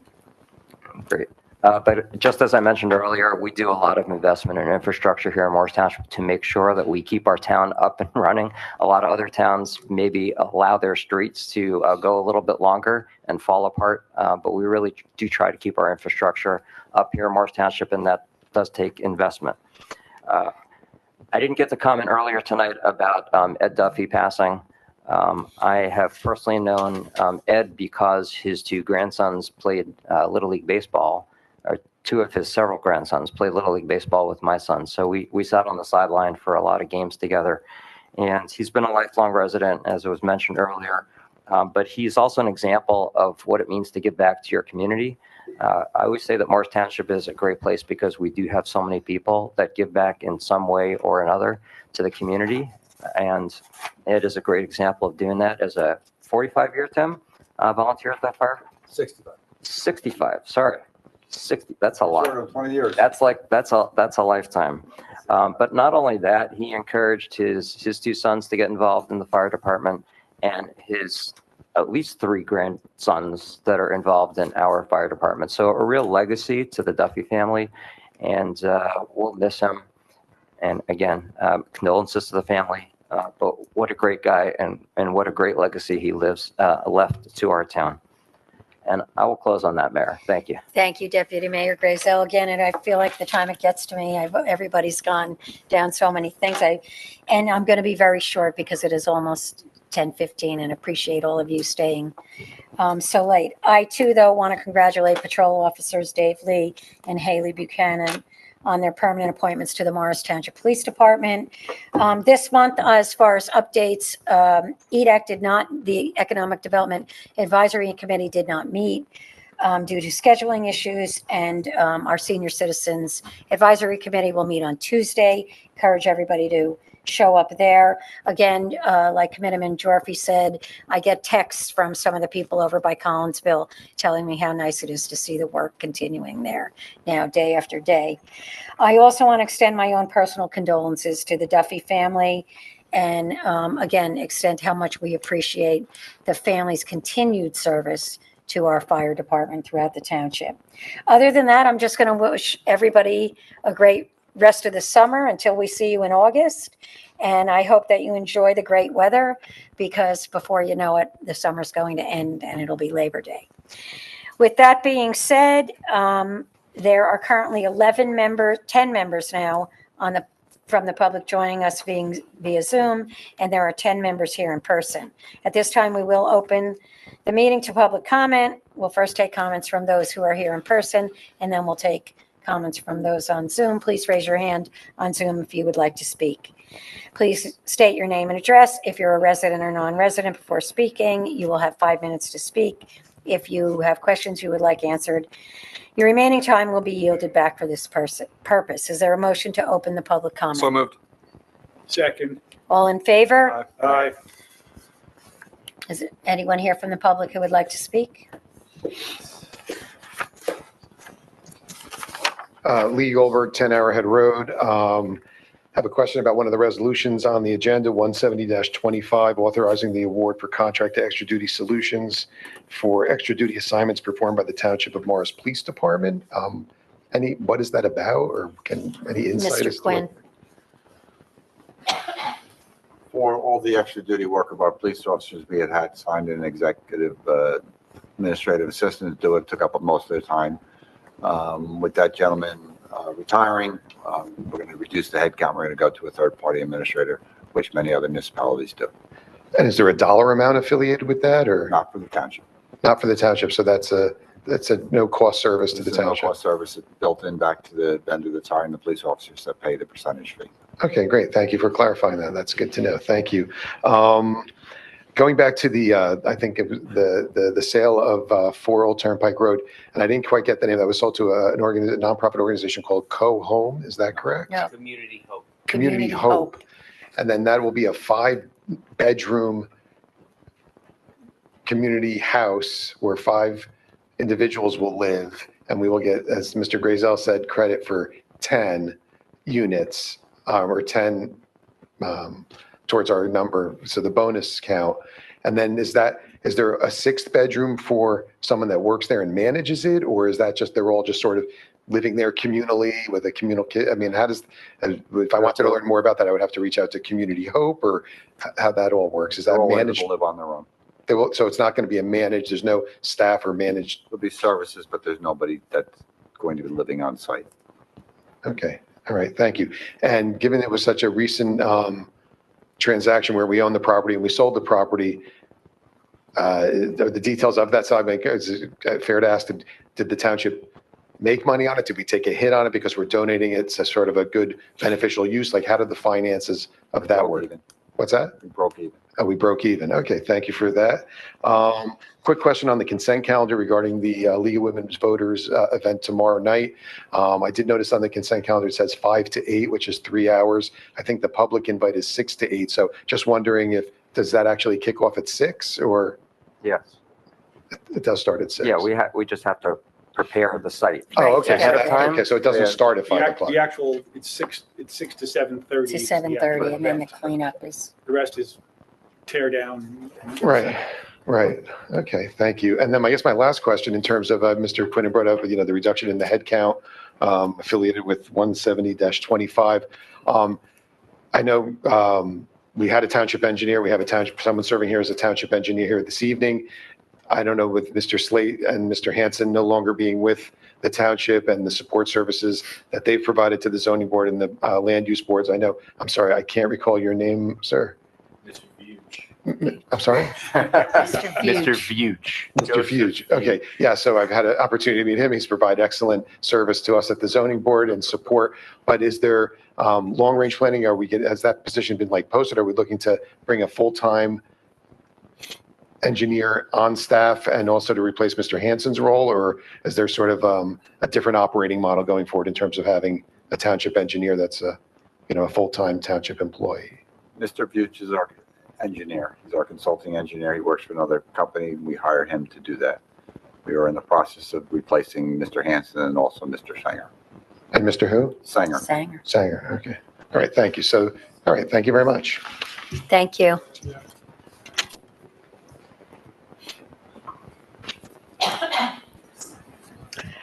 Kathy Wilson, 20 Beechwood Drive. I just have a couple more questions. I want to thank Mr. Jorfi for highlighting the connection between the Delmar improvements and the senior van.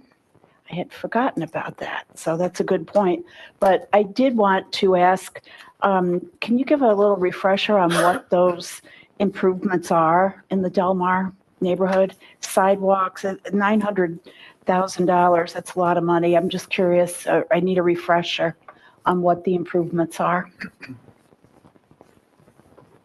It is a total reconstruction of 3 roadways, including new roadbed, sidewalks, drainage, and curbing. The drainage also. Okay, And thank you. if I could add, one big cost driver to that project, which drove up the cost, is the drainage.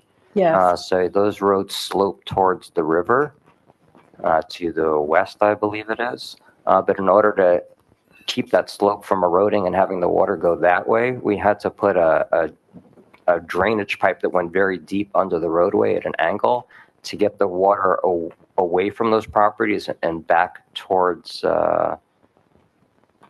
what's the street that goes through there? Delmar. Yeah, to get the water back to Delmar so that it can go back to Mill Road and travel that way. So that added, I think it was a large, I don't know, over $100,000 to the project to add that extra drainage, correct? Closer to $400,000 to put in proper drainage. So the big cost driver on that project was the water, because we wanted to move it away from that slope that's degrading towards the river. Yes. And move it in the other direction. Thank you. And is there any timeline on this project? For working on it? They have 3 weeks to sign the contract. After that, a pre-construction meeting will be held. And at the pre-construction meeting, we will have a date of when it's going to start. We would anticipate that's going to start this fall. But I don't have a start Great. date yet until we have the pre-construction meeting. I'm sure the neighborhood is very happy about They are. this. Okay, I did want to clarify one question that I asked during the public hearing that was not answered. And that question has to do with the EIS is specifically not required as part of the redevelopment plan. But I wanted to clarify for the record that the Environmental Commission will be doing a site plan review that will be included as part of the planning board materials. Is that correct?